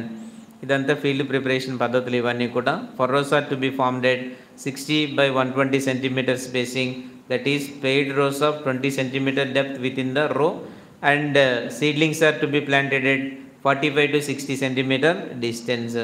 So మొక్కకి మధ్య దూరం ఎంత, వరుసల మధ్య దూరం ఎంత ఇక్కడైతే మనకి ఇవ్వడం జరిగింది. So paired rows are 20 centimeter depth within the rows, and seedlings are to be planted at 45 to 60 centimeter distance. 45 నుంచి 60 సెంటీమీటర్ల దూరంలో మొక్కలనైతే మనం దీంట్లో నాటుతాము. In the interspace between rows pulse crops like black gram, green gram, groundnut can be grown which will improve soil fertility besides suppressing weed growth to certain extent. ఈ మధ్య ఖాళీ ఎక్కువగా ఉంటుంది. ఈ మనం వేసినటువంటి మొక్కల మధ్యలో ఖాళీ ఎక్కువగా ఉంటుంది కాబట్టి ఈ మధ్యలో మనం ఏం పెంచుకోవచ్చు అని అంటే ఈ పల్స్ క్రాప్స్ మనం పెంచుకోవచ్చు. ఏంటా pulse crops? Black gram, green gram, groundnut can be grown which will improve soil fertility. ఇది ఒక రకంగా ఏమవుతుందనంటే సాయిల్ ఫెర్టిలిటీ ఇంప్రూవ్ చేయడానికి కూడా ఉపయోగపడుతుంది. Besides suppressing weed growth to certain extent. దీనివల్ల కలుపు మొక్కల పెరుగుదల కూడా తక్కువగా ఉంటుంది. దాంతోపాటుగా ఇక్కడ మనం లెగ్యూమ్స్ వేయడం వల్ల నేల సారవంతమవుతుంది, ఆ ఫెర్టిలిటీ పెరుగుతుంది, ఆ స్పేస్లో కలుపు మొక్కలు రాకుండా ఉంటాయి. Drip system can be installed in the pairs to improve water use efficiency. Drip system can be installed, drip కూడా పెట్టుకోవచ్చు, దానివల్ల కూడా వాటర్ యూజ్ ఎఫిషియన్సీ బాగా పెరుగుతుంది. While planting, seedlings are to be planted without disturbing root mass along with cocopeat which holds moisture also. So planting చేసినప్పుడు seedlings are to be planted without disturbing along with cocopeat. ఎందుకనంటే అవి మనం మొక్కలు తీసేటప్పుడు అంటే ట్రేస్లో నుంచి మొక్కల్ని తీసి నాటుకునేటప్పుడు అదంతా డిస్టర్బ్ చేయకుండా యాజిటేజ్గా మనం తీసుకుని నాటుకోవడం అనేది అవసరం అనమాట. Seedlings can also be planted with tractor drawn seedling transplanter. ఈ ట్రాక్టర్ ట్రాన్స్ప్లాంటర్తో కూడా మనం వీటిని నాటుకోవడానికి అవకాశం అయితే ఉంది. లైట్ ఇరిగేషన్స్ ఇవ్వచ్చు, 3 to 4 days ఇంటర్వెల్లో లైట్ ఇరిగేషన్స్ అయితే మనం ఇవ్వచ్చు అనమాట at initial stages for quick establishment of the seedlings. So 3 నుంచి 4 రోజులకు ఒక లైట్ ఇరిగేషన్స్ అయితే మనం అక్కడ ఇవ్వచ్చు. Early planting in January, February is essential for good establishment of seedlings and synchronous tillering. So early planting ఎప్పుడు చేస్తాం మనం? January, February is essential for good establishment. బాగా ఎస్టాబ్లిష్ అవ్వాలి అని అంటే ఎలా చేయాలన్నమాట? ఇప్పుడు చేయాలి January, February. ఓకే, January, Februaryలో essential for good establishment of seedlings and synchronous tillering అంతా పిలకల అంతా కూడా వేయడం అంతా కూడా ఒక క్రమమైనటువంటి పద్ధతిలో ఉండాలి అని అంటే January, Februaryలో మనం ఎర్లీ ప్లాంటేషన్ అయితే మనం చేయవలసి ఉంటుంది. Next one is sugarcane planting methods. Sugarcane planting methods, planting in flat beds. చాలా పద్ధతులు ఉన్నాయన్నమాట. మనం ఎలా నాటుకోవాలి, ఓకే, ఎలా నాటుకోవాలి అని అంటే first one is planting in flat beds, second one is ridge and furrow method, third one is trench method or Java method, trench method or Java method, fourth one is rayungan method, fifth one distant planting method, అలాగే pit planting, skip furrow planting, sibling or sprouting method, ninth one is జబ్లాక్ method. Okay, ఇలాంటివన్నీ ఉన్నాయి. మరి bud transplanting, 11th one is align method of sugar planting. ఇలా అన్నమాట. మొత్తం మీద ఇలాగా అనేక రకాలుగా షుగర్ కేన్ మనం ప్లాంటేషన్ అయితే చేయొచ్చు.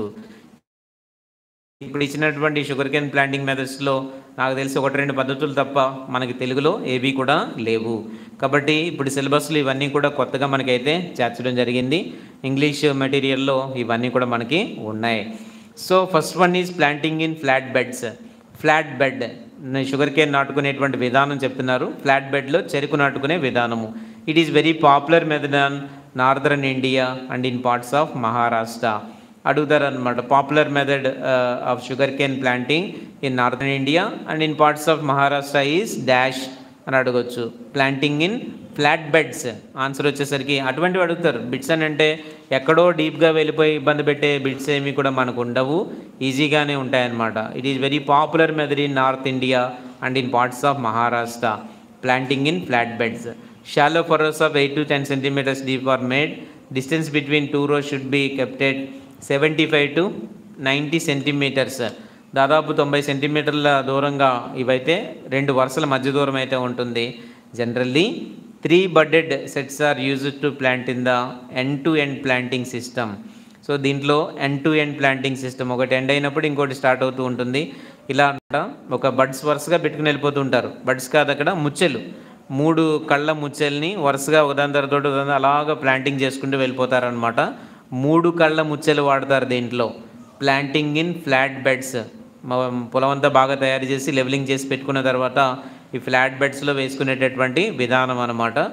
Generally 3 budded sets are used to plant in the end-to-end planting system. The furrow is covered by 5 to 7 centimeters of soil and field is leveled by planking. So ఇదనమాట, the furrow is covered by 5 to 7 centimeters of soil. తర్వాత దాన్ని 5 నుంచి 7 సెంటీమీటర్ల depth కలిగినటువంటి సాయిల్తో మనం కప్పి field is levelled by planking. So అదంతా కూడా ప్లాంకింగ్ చేయడం ద్వారా ఫీల్డ్ని మనం లెవెల్ చేసుకుంటూ ఉంటాము. ఓకే, ఏదో ఒకటి తోలడం అనమాట. పైన ప్లాంకింగ్ అంటే జనరల్గా అర్థం ఏంటి అంటే లెవెలింగ్ చేసేటటువంటి ఏదో ఒక దాన్ని తోలడము, లేదనంటే ఇవన్నీ కూడా ఉపయోగిస్తుంటారు. కొన్ని చోట్ల ఎలా వాడుతుంటారంటే కొద్దిగా మొక్కలన్నింటినీ కూడా ఒక చీపురులాగా కట్టేసి ఆ పైనంతా కూడా అలా ఒకసారి తోలేస్తూ ఉంటారు అనమాట. అప్పుడు ఏం చేస్తుందంటే అది పైన ఉండేటువంటి మట్టి అంతటినీ కూడా అది సమానంగా సర్ది పెట్టేస్తాయి అన్నమాట. సింపుల్గా దాన్ని మనం ఏమంటామంటే ప్లాంకింగ్ అని అంటాం. పైన ఉండేటువంటివి అంతా కూడా అలా జరగడాన్ని అలా చేసి మనం నాటిన విత్తనాన్ని మట్టితో కప్పెట్టేటటువంటి విధానాన్ని ప్లాంకింగ్ అని కూడా పిలుస్తూ ఉంటాం. ఇది ఫస్ట్ వన్ అనమాట, ప్లాంటింగ్ ఇన్ ఫ్లాట్ బెడ్స్. ఇది ఎక్కడ మనకి ఎక్కువగా ఇది చేస్తామనేది అంతా మనం చూసాము. Northern India and in parts of Maharashtra అలా అనమాట, planting in flat beds. Second one is ridge and furrow method. This method is adopted in areas where moderate rainfall but have drainage problem. So ఇది ఎక్కడ మనం ఎక్కువగా ఉపయోగించే system అని అంటే this method is adopted in areas with moderate rainfall but have drainage problem, ఇదనమాట. So అక్కడ ridge and furrow moderate rainfall ఉన్న దగ్గర ఏ పద్ధతి వాడతాము అని అంటే పద్ధతి వాడతారు, రిడ్జ్ అండ్ ఫర్రో మెథడ్ వాడుతూ ఉంటాము. Deep furrows are open in V shape. Ridges ఎప్పుడు కూడా వి షేప్లోనే ఓపెన్ అవుతూ ఉంటాయి అన్నమాట. Deep furrows are opened in V shape 10 to 15 centimeters deep in north India, 20 centimeters in south India. So ఇక్కడ కొంత ఇచ్చారనమాట. నార్త్ ఇండియాలోనైతే 10 to 15 సెంటీమీటర్లు అయితే లోతుంటాయి. అదే మన సౌత్ ఇండియాకి వచ్చేసరికి 20 సెంటీమీటర్ల లోతుంటాయి అన్నమాట. అది కూడా బిట్సే. 10 to 15 centimeters deep in North India, 20 centimeters in South India. It is also practiced in Eastern UP and in Peninsular India, particularly in heavy soils. Ridge and furrow method ఎక్కడెక్కడ ఉపయోగిస్తారనేది ఇక్కడ ఇచ్చారనమాట. So it is also practiced in Eastern UP. Okay, it is also practiced in Eastern UP and in Peninsular India, particularly in heavy soils. మిగిలినటువంటి భాగాల్లో పర్టికులర్గా heavy soils ఎక్కడైతే ఉన్నాయో ఆ ప్రాంతాల్లో రిడ్జ్ అండ్ ఫర్రో మెథడ్ అయితే ఫాలో అవుతుంటారు. But it should have good drainage system, అలా ఉండాలి, డ్రైనేజ్ బాగుండాలి. మొత్తం మీద ఏంటంటే the method is adopted in areas with moderate rainfall ఉండేటువంటి ప్రాంతాల్లో, డ్రైనేజ్ సమస్యగా ఉండేటువంటి ప్రాంతాల్లో జనరల్ ఇది మనకి చేస్తూ ఉంటాం. ఏంటంటే అది రిడ్జ్ అండ్ ఫర్రో మెథడ్ ఇలా చేస్తుంటాం. అలాగే trench method or Java method. ఇంకొక పద్ధతి ఏంటి అని అంటే trench method or Java method in some coastal areas as well as in other areas where the crop grows well at all and the strong winds during rainy season cause lodging of cane. Trench method is adapted to save the crop from lodging. ఇది important point అనమాట. Trench method దేనికోసం ఉద్దేశించబడింది అని అంటే trench method is adapted to save the crop from dash అంటే lodging, ఇదన్నమాట. Trench method అనేటువంటిది దేన్ని సేవ్ చేయడానికి ఉండింది అని అంటే లాడ్జింగ్ అని అంటే క్రింద పడిపోవడం. ఓకే, క్రిందన కేన్స్ అన్నీ కూడా పొడవుగా పెరిగినటువంటి కేన్స్ అన్నీ సడన్గా క్రింద పడిపోతాయి. రకరకాల ప్రాబ్లమ్స్ వల్ల పెద్ద పెద్ద గాలులు వచ్చినప్పుడు ఆ గాలులకి తట్టుకోలేక క్రిందకి పడిపోతాయి అన్నమాట. అందువల్ల ఈ పద్ధతిని అయితే ప్రవేశపెట్టారు. So trench method is adapted to save the crop from lodging, important అంశం అన్నమాట.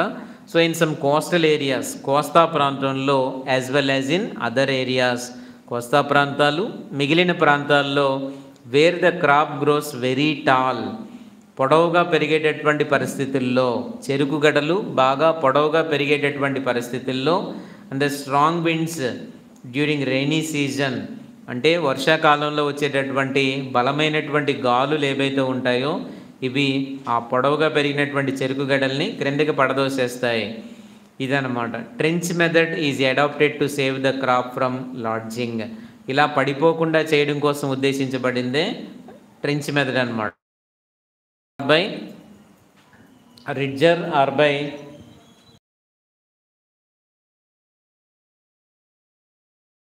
meters are dug with the help of ridger or by manual labor.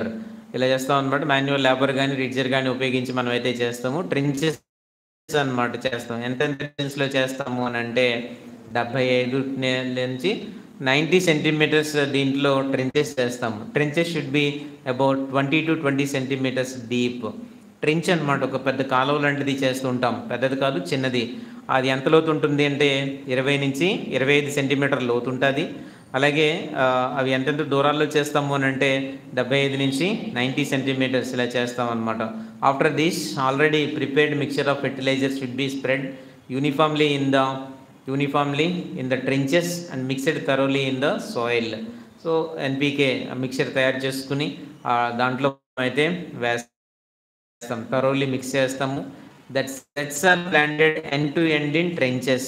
ఆ ట్రెంచ్ లాగా తవ్వినటువంటి దాంట్లో అంటే ఒకే దగ్గర అనమాట. ఇంతకుముందు ఏం చేస్తాము, వరుసగా పెట్టుకుంటూ వెళ్ళిపోతూ ఉంటాం ఈ బడ్స్ అన్నీ కూడా, లేకపోతే ఈ ముచ్చలన్నీ కూడా. కానీ ట్రెంచ్ లాగా తవ్విన దాంట్లో మనం ఇక్కడ ఇవన్నీ పెడతాం అనమాట. ఏదైతే ఈ సెట్స్ ఉన్నాయో వాటిని అందులో మనం ట్రెంచెస్లో పెడతాం. ఓకే, ప్లాంటేషన్ ట్రెంచ్ల్లో మనం చేస్తాం అనమాట. ట్రెంచ్ తర్వాత Gamma BHC 20 EC at the rate of 5 liters in 800 to 1000 liters of water per hectare is sprayed over planted sets in trenches to control termites. Termites in control చేయడం కోసం మనం ఏం వాడతామని అంటే Gamma BHC 20 EC at the rate of 5 liters in 800 to 1000 liters of water per hectare. ఆ dosages ఏదైనా దాని గురించి మనకు కొత్తగా డోసేజెస్ ఇస్తే ఖచ్చితంగా వాటన్నిటిని కూడా మనం అయితే గుర్తుపెట్టుకోవాలి. సో దేనికోసం ఇదంతా చేస్తాం అనంటే ట్రెంచ్ మెథడ్లో దేని కంట్రోల్ చేయడానికి, టెర్మైట్స్ని కంట్రోల్ చేయడానికి ఇవన్నీ కూడా చేస్తాము. దాంతోపాటుగా షూట్ అండ్ రూట్ బోరర్ దీనిలో కూడా అది కంట్రోల్ చేయడానికి కూడా దీని అయితే మనం ఇలా చేస్తాం అనమాట. Shoot and root borers. The tractor drawn sugarcane planter is suitable device for planting cane in trenches. అది కూడా ఒక ఇంపార్టెంట్ బిట్ అనమాట. The tractor drawn sugarcane planter, ట్రాక్టర్తో లాగబడే షుగర్కేన్ ప్లాంటర్ అనేటువంటిది it is suitable device for planting cane in trenches. It is suitable device for planting cane in trenches. ట్రెంచెస్లో నాటుకోవడానికి అదొక సూటబుల్ డివైస్ అనమాట. సో ఇది ఒక పరికరము. ఏ పరికరం దీనికి సూటబుల్గా ఉంటుంది ట్రెంచ్ మెథడ్లో అని అంటే షుగర్కేన్ ప్లాంటర్. ఇది దేంతో లాగబడుతుంది అని అంటే tractor drawn sugarcane planter is suitable device for planting cane in trenches. So ట్రెంచెస్లో నాటుకోవడానికి ట్రెంచ్ అంటాం అనమాట. ఒక రకమైనటువంటి ఒక గొయ్యి లాంటిది. దాంట్లో అలా గోతులు లాంటివి వరుసగా తీసుకుంటూ వెళ్ళి వాటిలో మనం ఏం చేస్తామనంటే ఆ గోతుల్లో ఈ ఏదైతే సెట్స్ ఉన్నాయో అవి అందులో మనం పెడతాం అన్నమాట. సో ఈ మెథడ్లో మనం నాటుకున్నప్పుడు ఏం జరుగుతుంది అని అంటే ఈ గెడలు బాగా పొడవుగా పెరుగుతాయి, అయినా సరే లాడ్జింగ్ అనేటువంటిది జరగదు. ఎందుకనంటే ఒక క్లంప్ లాగా పెరుగుతూ ఉంటాయి. ఒకే దగ్గర ఎక్కువ గెడల సముదాయం అంతా కూడా పెరుగుతూ ఉంటుంది అన్నమాట. ఇంతకుముందు ఏంటి సెపరేట్గా ఒక వరుసలో పెరుగుతూ ఉంటాయి గెడలు, కానీ ఇక్కడ అలా కాదు, ఒక గుండ్రంగా ఒక సముదాయంగా పెరుగుతాయి అన్నమాట ట్రెంచ్ మెథడ్లో. అందువల్ల ఇవన్నీ కూడా కట్ట కింద కట్టేస్తే ఖచ్చితంగా అవి క్రింద పడిపోయేటటువంటి అవకాశం ఉండదు. కాబట్టి ఈ లాడ్జింగ్ని సెట్ చేయడానికి, లాడ్జింగ్ అంటే చెరుకు గడలు క్రిందకి పడిపోవడం, ఈ లాడ్జింగ్ అనే ప్రాబ్లమ్ని సెట్ చేయడానికి మనకి ఏం వాడారు అని అంటే trench method is also known as Java method. Okay, trench method is also known as Java method. ఇంపార్టెంట్గా గుర్తుపెట్టుకోవాలన్నమాట. Trench method is also known as Java method. ఇలా ఉంటుంది. దీనికి సూటబుల్ అయినటువంటి పరికరం ఏది అని అంటే tractor drawn sugarcane planter. Is the suitable device for planting cane in trenches. Trench method is also known as Java method. Trench method is adapted to save crop from dash lodging. ఇవే bits అండి. Trench method is adapted to save the crop from lodging. ఇలా ఉంటుందన్నమాట. Trenches at a distance of 75 to 90 centimetres are dug with the help of ridger. So trenches చిన్న చిన్న గోతులు పెట్టడం వల్ల ఆ గెడలు ఎలా పెరుగుతాయి అని అంటే నిటారుగా పెరుగుతాయి, ఒక గ్రూప్గా పెరుగుతుంటాయి అన్నమాట. గ్రూపుగా పెరుగుతూ ఉంటాయి, ఇండివిజువల్గా సెపరేట్గా ఉండవు, గ్రూపులుగా పెరుగుతూ ఉంటాయి. ఇలా గ్రూపులుగా పెరుగుతూ ఉండడం వల్ల లాడ్జింగ్ అనేటువంటిది చాలా కష్టంగా ఉంటుంది. ఇది మనకి ఇందులో చెప్పినటువంటిది ఇలా అన్నమాట. సో మొత్తం 3 మెథడ్స్ మనం అయితే చెప్పుకున్నాము. షుగర్ కేన్ ప్లాంటింగ్ మెథడ్స్లో మనకి planting in flat beds, ridge and furrow method, trench method or Java method, ఇలా మనం కొన్ని మెథడ్స్ అయితే మనం దీంట్లో చూసాం. So trench method or Java method, ఇది మనం జాగ్రత్తగా వీటిని మనం గుర్తుపెట్టుకోవాలి. ఇంకా చాలా మెథడ్స్ ఉన్నాయి. ఆల్మోస్ట్ మనకి ఎన్ని పద్ధతులు ఉన్నాయని అంటే 11 మెథడ్స్ ఉన్నాయన్నమాట. 11 మెథడ్స్, ఇవి నెక్స్ట్ క్లాస్లో మనం అయితే చూద్దాం. సో ఉన్నటువంటి 11 పద్ధతులు కూడా మనం తర్వాతి క్లాస్లో మనం చూద్దాం. తర్వాత మెన్యూర్స్ అండ్ ఫెర్టిలైజర్స్, డెఫిషియన్సీస్ అన్నీ కూడా ఇక్కడ ఉన్నాయి. Time and method of application, weed management, తర్వాత water management, ratoon management, varieties, తర్వాత earthing up, propping, weeding, plant protection, అయాన్, ఇలా కొన్ని అయితే దీంట్లో ఉన్నాయన్నమాట. ఫైనల్గా జాగరీ మేకింగ్ అంటే బెల్లం తయారీ. అలాగే క్రాప్ లాగింగ్ అనేటువంటిది ఒకటి ఉందన్నమాట, crop lodging. So crop lodging కూడా ఒక ఇంపార్టెంట్ అయినటువంటి అంశము. Earthing up, detrashing, wrapping and propping, ఇది చాలా అంశాలు అయితే దీంట్లో ఉన్నాయి, అప్పుడు మనకి అవుతుంది. సో 3 లెక్చర్లతో కంప్లీట్గా షుగర్ కేన్ మీద మనకైతే కంప్లీట్గా ఇవ్వడం అయితే జరిగింది. సో ఆ తర్వాత చివరిగా టొబాకో అయితే మనకి ఉంటుందన్నమాట. సో ఇవన్నీ కూడా షుగర్ కేన్లో ముఖ్యమైనటువంటి అంశాలు. అనేకమైనటువంటి బిట్స్ అన్నీ కూడా దీంట్లో నుంచి వస్తాయి, కాబట్టి చాలా క్రిటికల్గా చదువుకోవాలి ఈ క్రాప్ ప్రొడక్షన్లు అన్నీ కూడా. CP1 అవ్వచ్చు, CP2 అవ్వచ్చు, అసలు ఏమాత్రం వెటకారంగా చదివితే మనం సరైనటువంటి రిజల్ట్ అయితే పొందలేము. కాబట్టి మనం దీనిపైన క్లాస్ ఎంత జాగ్రత్తగా వింటే అంత మీకు ఇవన్నీ కూడా కవర్ అవుతాయి అన్నమాట. సో క్లాస్ అనేటువంటిది జాగ్రత్తగా వినడం అనేటువంటిది చాలా చాలా అవసరము.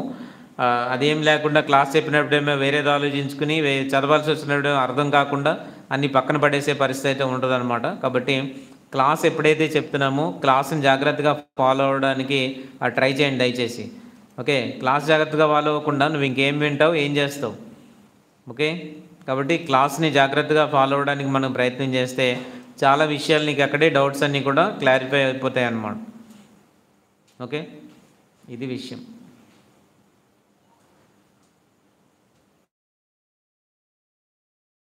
అది మనం నెక్స్ట్ క్లాస్లో మనమైతే చూద్దాం. ఓకే.